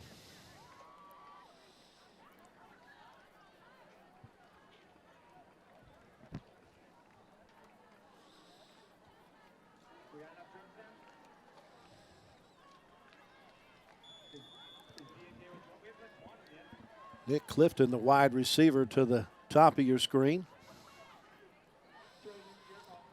Send Gray in motion. They hand it off to Morrison, though. And he's met when he gets to the 20-yard line. That's that Ryan's guy. He comes with a load when he comes, doesn't he? Him and Jalen Good brought him down. I say it's no gain on the play. Yeah, 2 senior linebackers who are the leading tacklers on this ball club. You get him high, I'll get him low.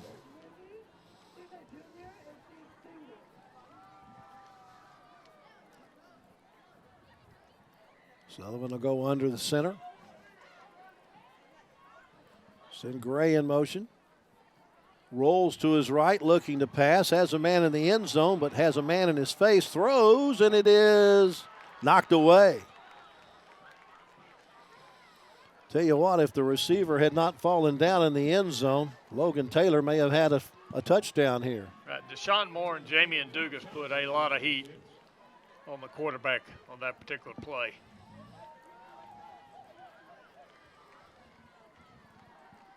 It brings up a 3rd and 15 at the 21. Out of shotgun this time. Morrison's in the slot on the left. Stepping up in the pocket as he tries to throw the ball. It's knocked away, and the Rudder Rangers able to get back on it, but it's going to be a 1-yard loss in the play. Yeah, Deshaun Moore's the one who knocked the ball out of his hands, number 95. Probably get another field goal attempt here. This will be a 40-yard try. Christian Ocampo. Michaela Wilson will be holding.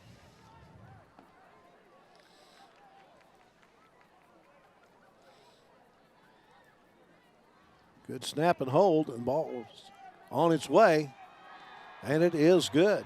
Minute 46 left to go in the third quarter, and Rudder extends its lead to 29-16 over the Waco Lions.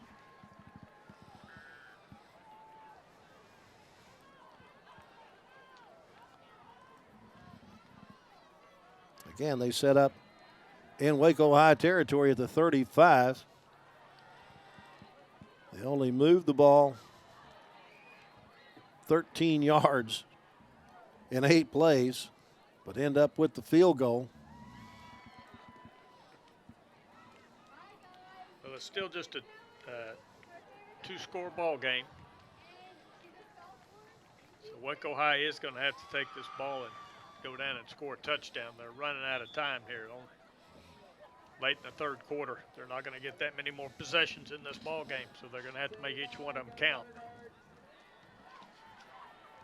Eric Taylor and Andre Kelly are going to go back deep for Waco High. Luga will be kicking off for Brian Rudder.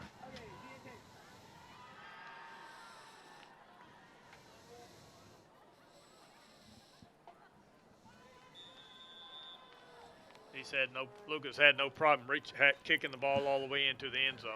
He's got a really strong leg.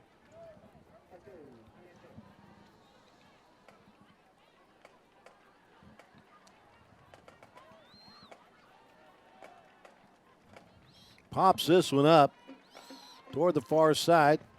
Taken and gone to the ground with it is Tyler Freeman.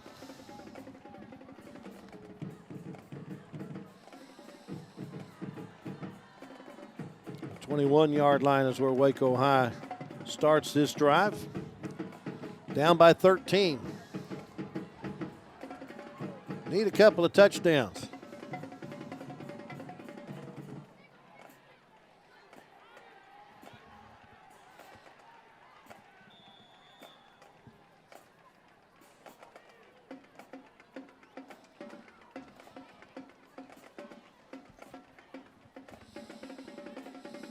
Got a new quarterback in the game as Vincent Hall takes over at quarterback. Hands it off to Medlock. Medlock gets it to back to the line of scrimmage, and that's all. Dominic Garza on the tackle. Ball with number 24, Brandon Brown.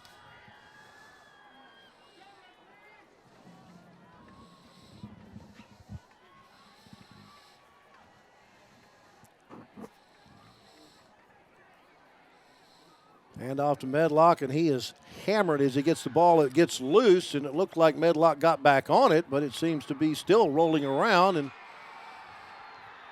now we got flags thrown at the end of the play. Let's see if it is indeed a touchdown after we figure out all the flags. I got to believe that somebody was down with the football. It may be a fumble recovery, but it's not going into the end zone.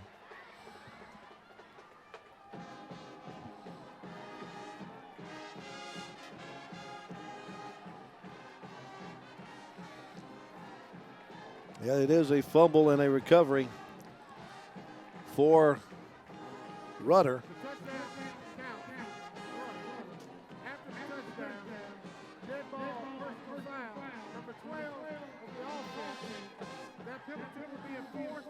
Call a personal foul on Vincent Hall.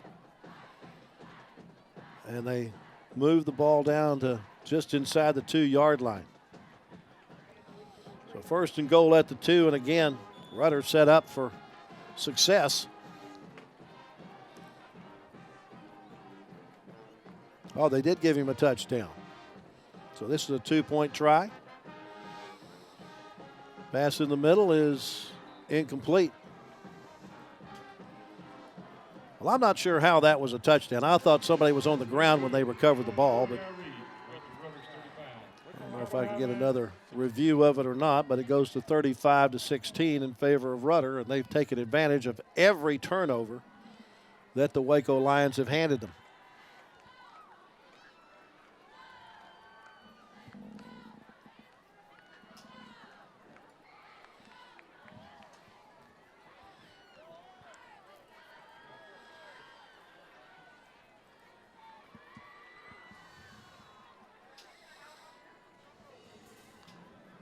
Well, I'm interested why Hall was in there at the quarterback position, unless Alvarez had got hurt on one of those plays and we didn't see it.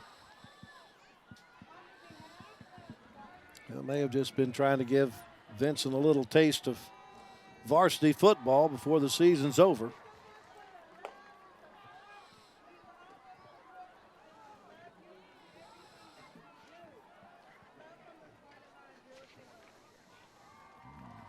Eric Taylor, along with Andre Kelly, will go deep to receive this kickoff from Brian Rudder. Lugo will be kicking off.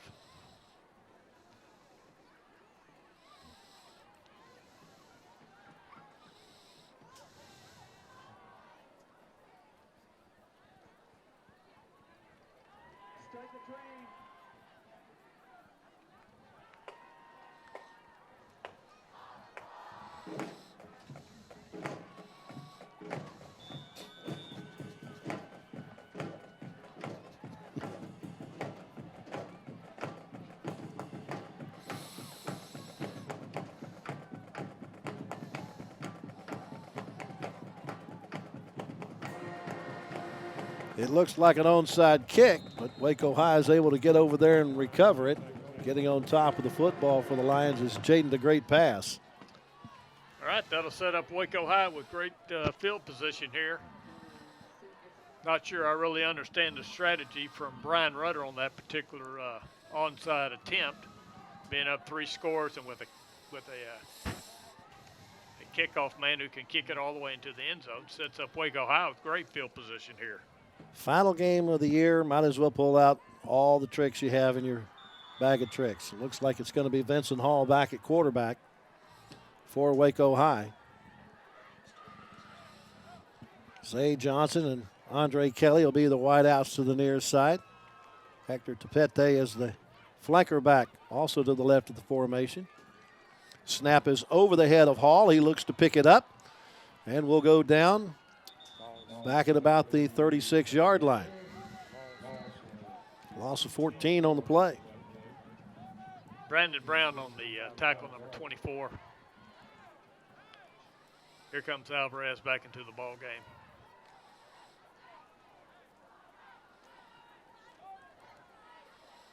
Medlock also returning to the backfield.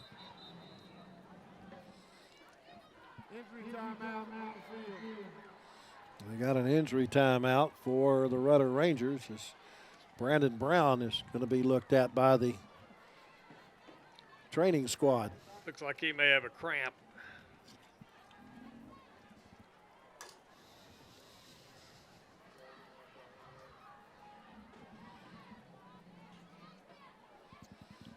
Yeah, ever since Waco High lost their starting center, the snapback has been a problem? A big problem. I mean, that snap cost them 14 yards. You can't have that. You've got to be able to have positive momentum going on each play, and you can't have the snaps going over your head. You can't turn 1st and 10 into 2nd and 24. Just what they face right here.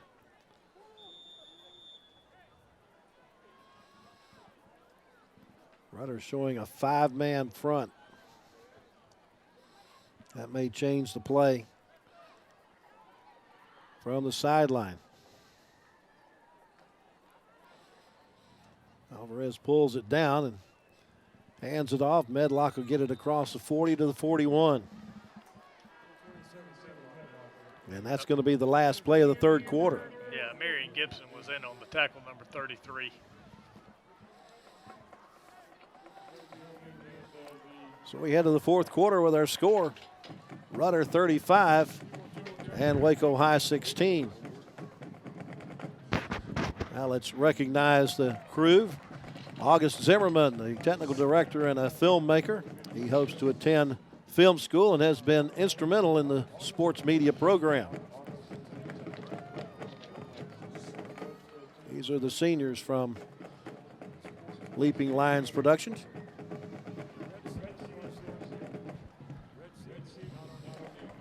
Retson Garcia. Retson is not only a camera operator, but also part of the Lion Pride band. During games, she runs a camera and marches at halftime. And you got Ariana Madrigal and Alana Bond. Outstanding job, guys and gals. We certainly appreciate it. Ariana is our audio technician. She's had a tremendous impact on the Waco High sports media team. Alana Bond, a new addition to the team, brings an amazing level of enthusiasm. It's been a huge addition during our short time with her.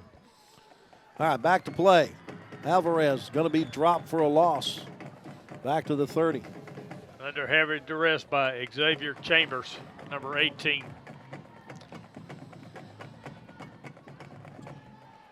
He's going to bring up fourth down in Lorena. Jalen Good is going to be punting the ball for Waco from the 30-yard line. And, well, they are going to put somebody back for a moment there. I didn't think that Parker Jones was going to go back there.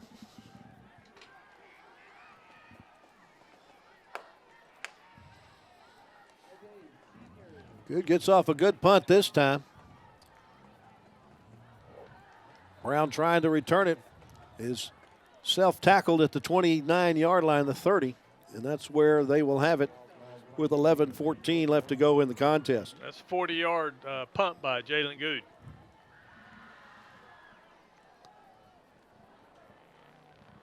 Did you say this is their worst field position of the second half, Al? Absolutely.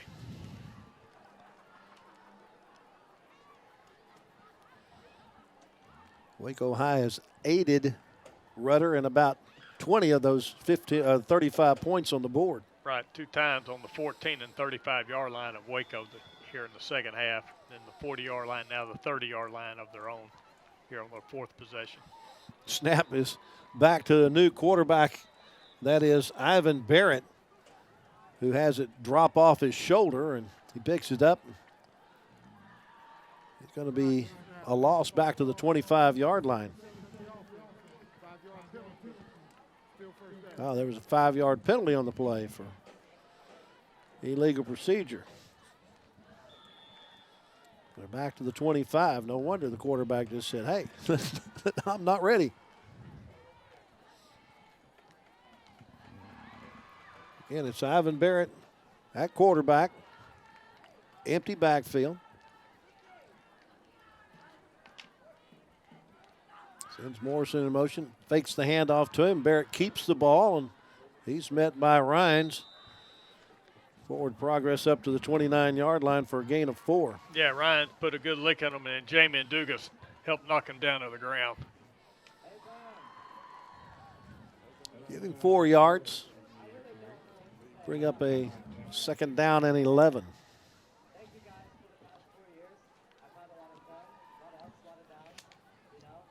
Benny Graves in at nose guard for Waco High here on this series. Wide receiver coming to the near side is Braylon Pierce, a sophomore. Both coaching staffs give some of the underclassmen some playing time here. And they're going to have to call a timeout because the reserves are a little bit confused on what play they're asked to run. I don't think the offensive coordinator is real happy with somebody.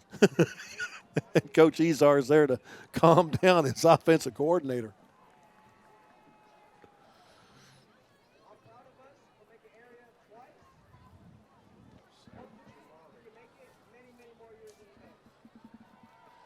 Well, you got to believe that Waco High will miss some seniors like Jalen Good, Bronche Dugas, Chance Rhines. Chance Rhines, Bryant Whitaker Jr., Rayshawn Green. But they've got a lot of underclassmen getting a chance to play this year.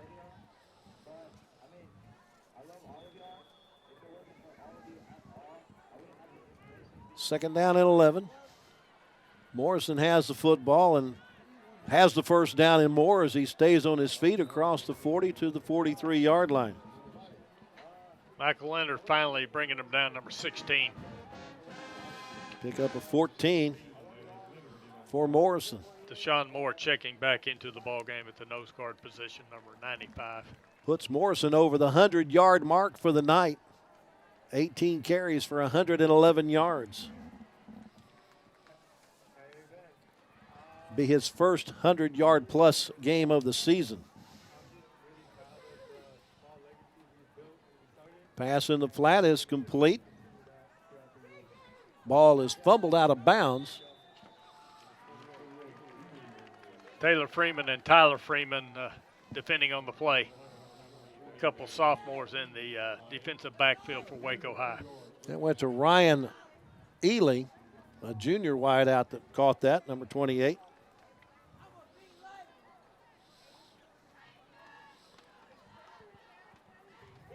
Just a 2-yard pickup on the play. Second down and 8.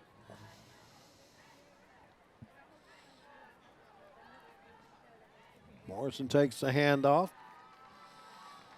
Wiggles his way up to maybe the 47-yard line. Deshaun Moore in on the tackle. Bring up a third down and 6.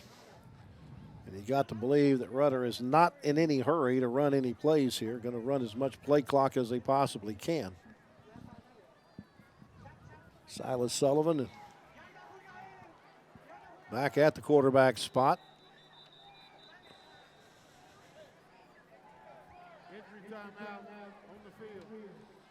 Got a Waco High cramp that's going to stop play for the moment. Yeah, it's 17, Taylor Freeman.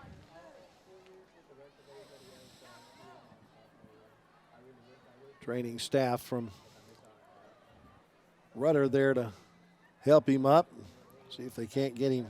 Yeah, he's going to run to the sideline on his own.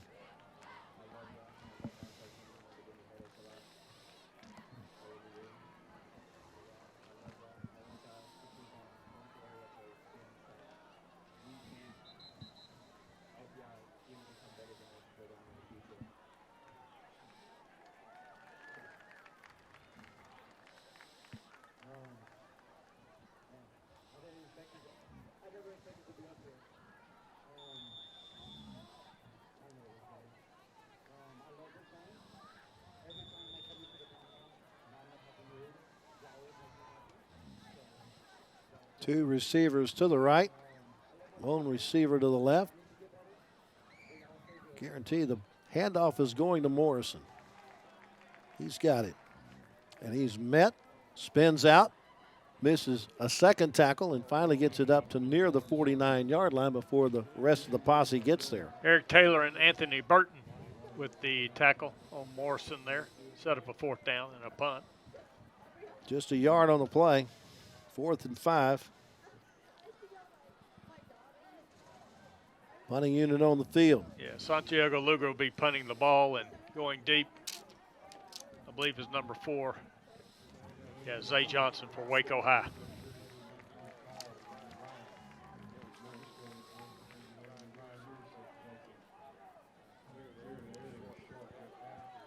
Takes a roll toward the sideline and will hug the sideline and finally go out of bounds when he gets down to about the 23-yard line. 29 yards on the punt. 7 minutes and 41 seconds left in the game. Waco High has the ball, but they trail 35-16.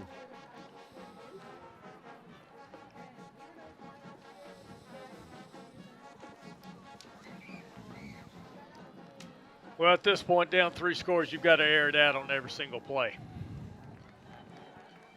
Well, you can't turn the ball over anymore. You've already turned it over 3 times in this half alone.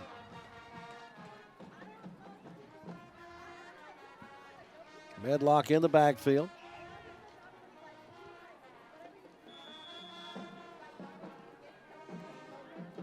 A tight end and a wing back to the right of the formation.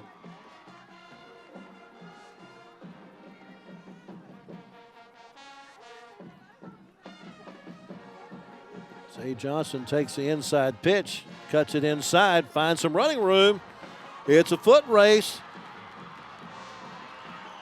Finally getting the angle on him and bringing him down is Brandon Brown, but not before he gets all the way down to the 19-yard line, maybe the 20.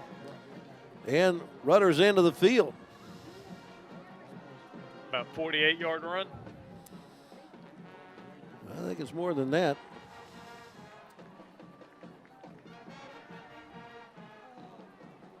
Yeah, 47. There you go.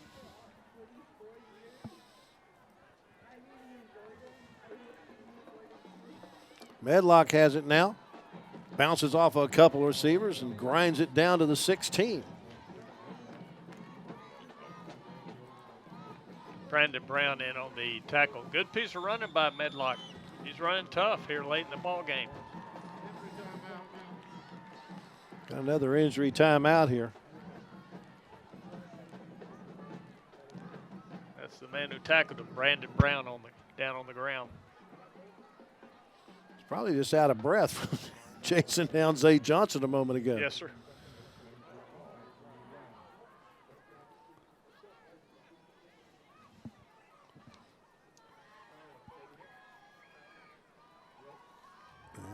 They're working on cramps.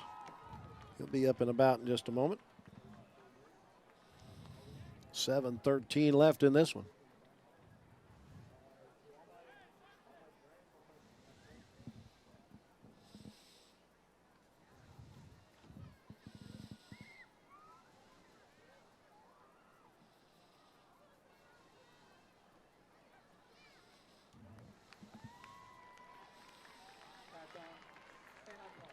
Gingerly walking to his sideline. Wonder if they got any pickle juice on that sideline. Be helpful about now.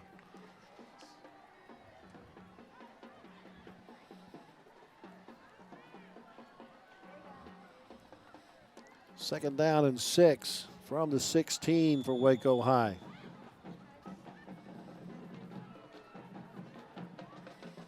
Gray goes in motion. He gets the handoff and fumbles it. A scramble for the football, and I believe it's going to be once again turned over to the Rudder Rangers. Yeah, Dominic Garcia, number 45, got that ball. Fourth turnover the second half against the Waco High offense. And this one may be the final nail in the coffin.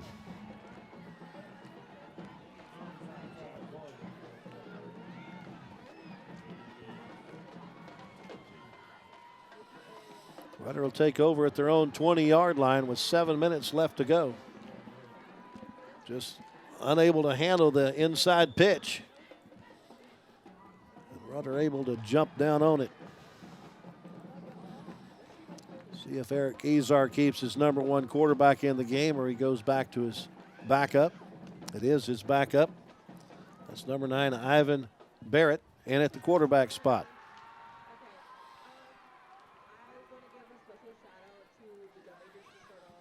Takes a high snap, able to handle it, hands it off to Morrison, and Morrison, the bulldog that he's been tonight, gets it up to the 23-yard line.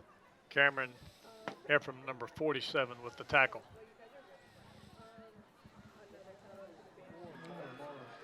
Second down and 7.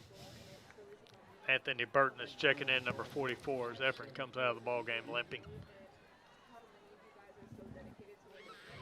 Notice a change on the offensive line as Marcus Ennis is taken over at one of the line spots.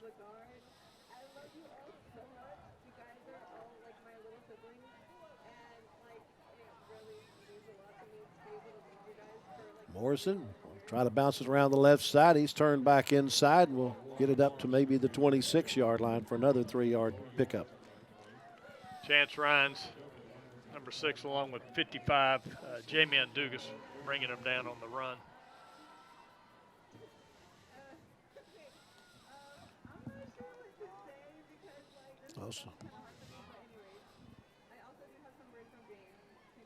Also notice junior Jaden Burns is checked in on that offensive line for the Rudder Rangers.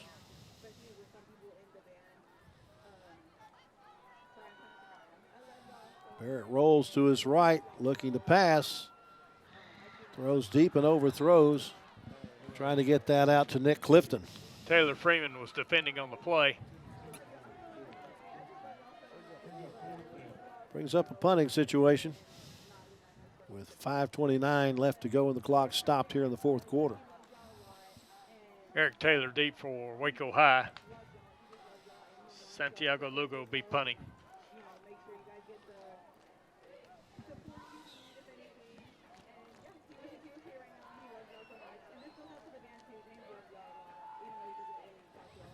Good snap. Line drive kick taken in at the 36-yard line. Taylor didn't have anybody out front blocking for him, able to get it to maybe the 42-yard line before he's dragged down. A.J. Morrison in on the tackle for Rudder on that punt return. 5:16 left to go in the contest. Waco High with another opportunity to score if they can just keep possession of the football.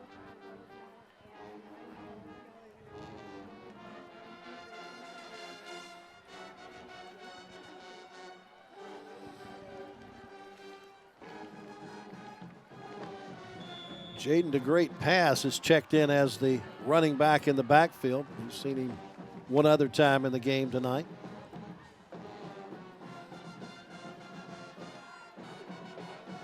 He'll take the handoff and be stopped even before he can get back to the line of scrimmage. It's going to be a 2-yard loss. Yeah, it's number 45, Dominic Garza. Got a couple, one person down on the play, 33, Marion Gibson for Rudder. So the injury timeout stops the clock with just under 5 minutes to go in this one.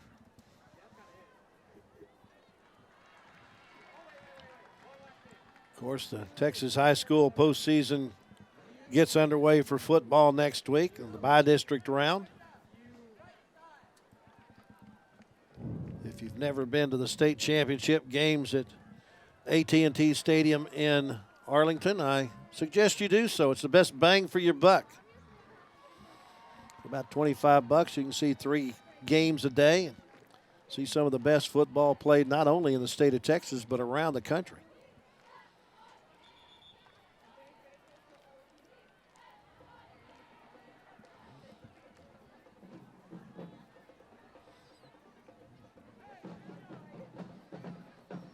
Zay Johnson will go wide to the far side. Medlock in the backfield with the quarterback Jordan Alvarez. Medlock gets the handoff, bounces it to the outside. Will fall forward up to about the 43-yard line. Mikael Hurd, number 27, with the tackle on Medlock. Giving 4 yards. Brings up 3rd down and 8.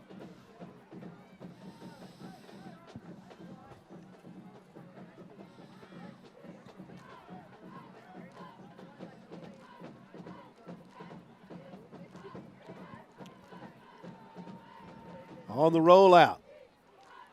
Taylor open. Gets away from one man down the sidelines. Bumped out of bounds. They say he stepped out at the 35. But it's into Rudder territory. Kieldrick Harris, number 38, finally knocking him out of bounds. 22-yard pass play to Eric Taylor.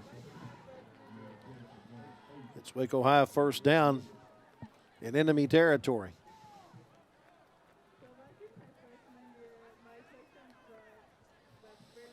Medlock has a hole inside the 30 and down to the 26.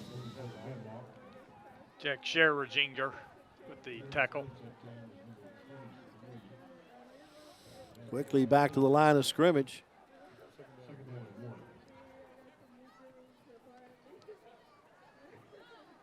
Medlock again. I don't think they're going to give him enough yards for the 1st down. Take him no gain on the play and bring up 3rd and 1. Yeah, ran into Jordan Ennis, really big defensive nose guard, number 10. Only about a half yard shy of another series of downs. Clock continues to roll with 3:20 left to go.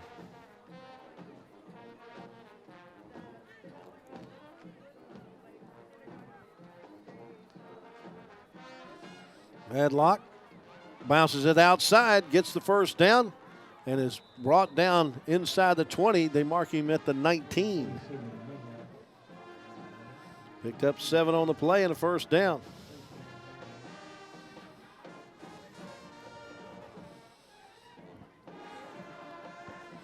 Medlock's been a workhorse. That's his 21st carry of the night and only has 86 yards to show for it. He has it again. And up to the 17-yard line for a 2-yard pickup. Yeah, that's going to be a flag on number 10, Jordan Ennis. Yeah, slamming him to the ground like that, that's a illegal roughness. Personal foul.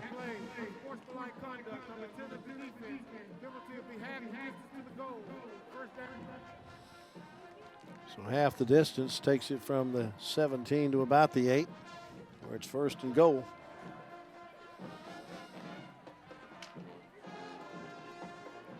Marking at the 8.5.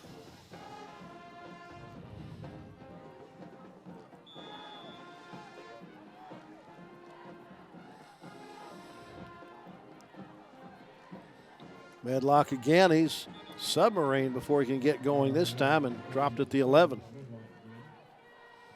J.D. Ballard penetrating the offensive wall there and made a quick tackle for a loss. Second and goal now from the 11, a 3-yard loss on the play for Medlock.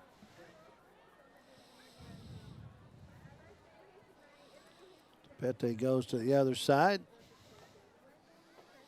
Fake the handoff, the roll and throw is complete down to the 5-yard line to Eric Taylor. Same play they just ran a short while ago. That went for 47 yards. For 20 yards by Eric Taylor. Mark it as a 5-yard gain to the 6. Brings up third and goal.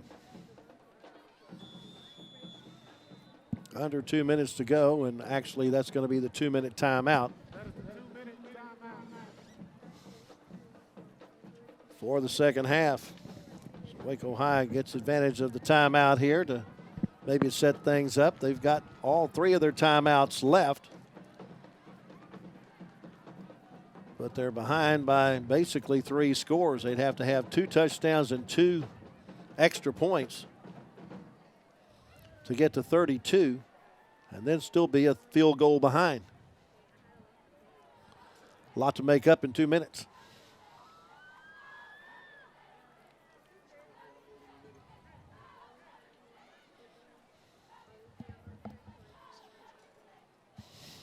This drive started on their 41-yard line, so it's been a nice drive. They've held on to the ball, hadn't turned it over, so they should be able to punch it in.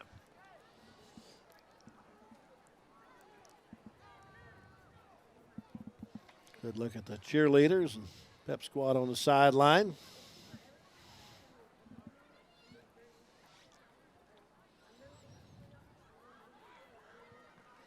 Say Johnson, the lone receiver to the left. Taylor checks in as a tight end on the right side. Medlock gets the handoff, heads for the end zone, going to be dropped at the 1.5.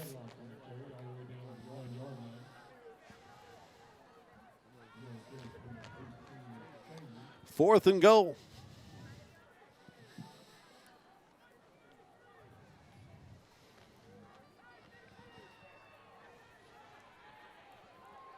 On fourth down, Medlock gets the call. He gets it into the end zone. Oh, he fumbled the football after he got in. Who recovered it in the end zone? 75 got it.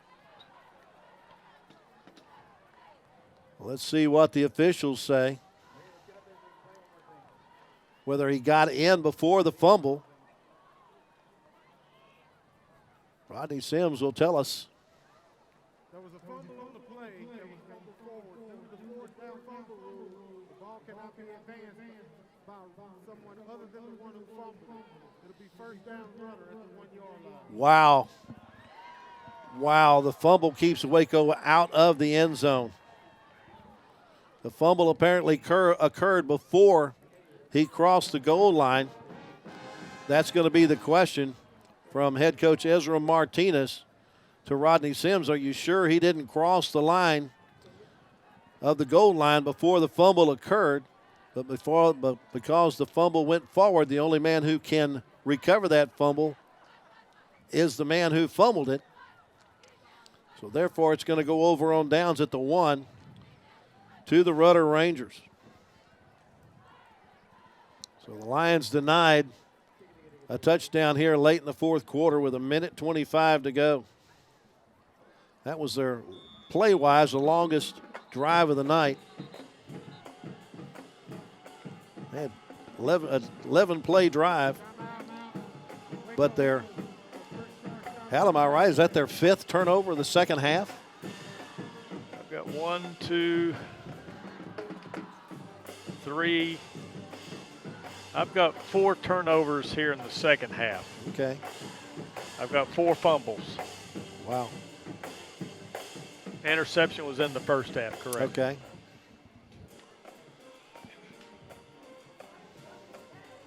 Well, now you got to believe that Rudder, they wouldn't mind giving up 2 points just to get some room to kick the ball away. Yeah, it wouldn't hurt them at all. That's what they decided to do.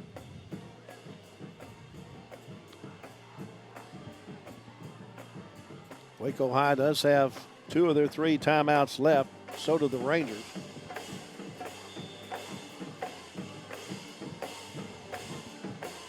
Yeah, they're just going to try to push their quarterback straight forward. Silas Sullivan just takes the ball forward and takes the tush-push out to the 5-yard line. Yeah, Leonard with the tackle, number 16, along with 44, Anthony Burton. That's kind of the same play they scored with earlier in the game. Picked up 4 yards out to the 5. But the clock continues to roll. Waco High chooses not to use a timeout. Highly probable this could be the last play of the game and the last play of the 2025 season for both these teams. Under center is Alex Nustapal. He'll just... Waco High decides to take a timeout. With 35 seconds to go. I mean, Rudder only had 10 guys out on their offensive side of the football. So that timeout was taken by Rudder to save the penalty. Or Eric Izar is out past the numbers talking to the officials.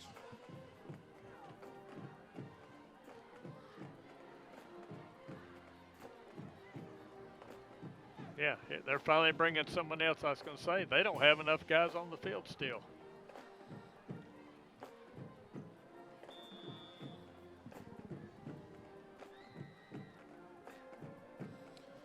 Again, it's Alex Nestropil at the quarterback spot. Is he here to be pushed ahead or just take a knee? And he just takes a knee.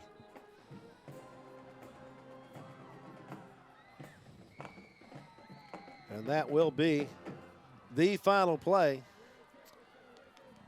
of the 2025 season. Waco High Lions will finish the year at 0-10 and 0-5 in District 10 5A Division II. The Rudder Rangers pick up their 2nd win of the season. They'll finish at 2-8 and 1-4 in district play. Our final score from Waco ISD Stadium tonight is Rudder 35 and Waco High 16.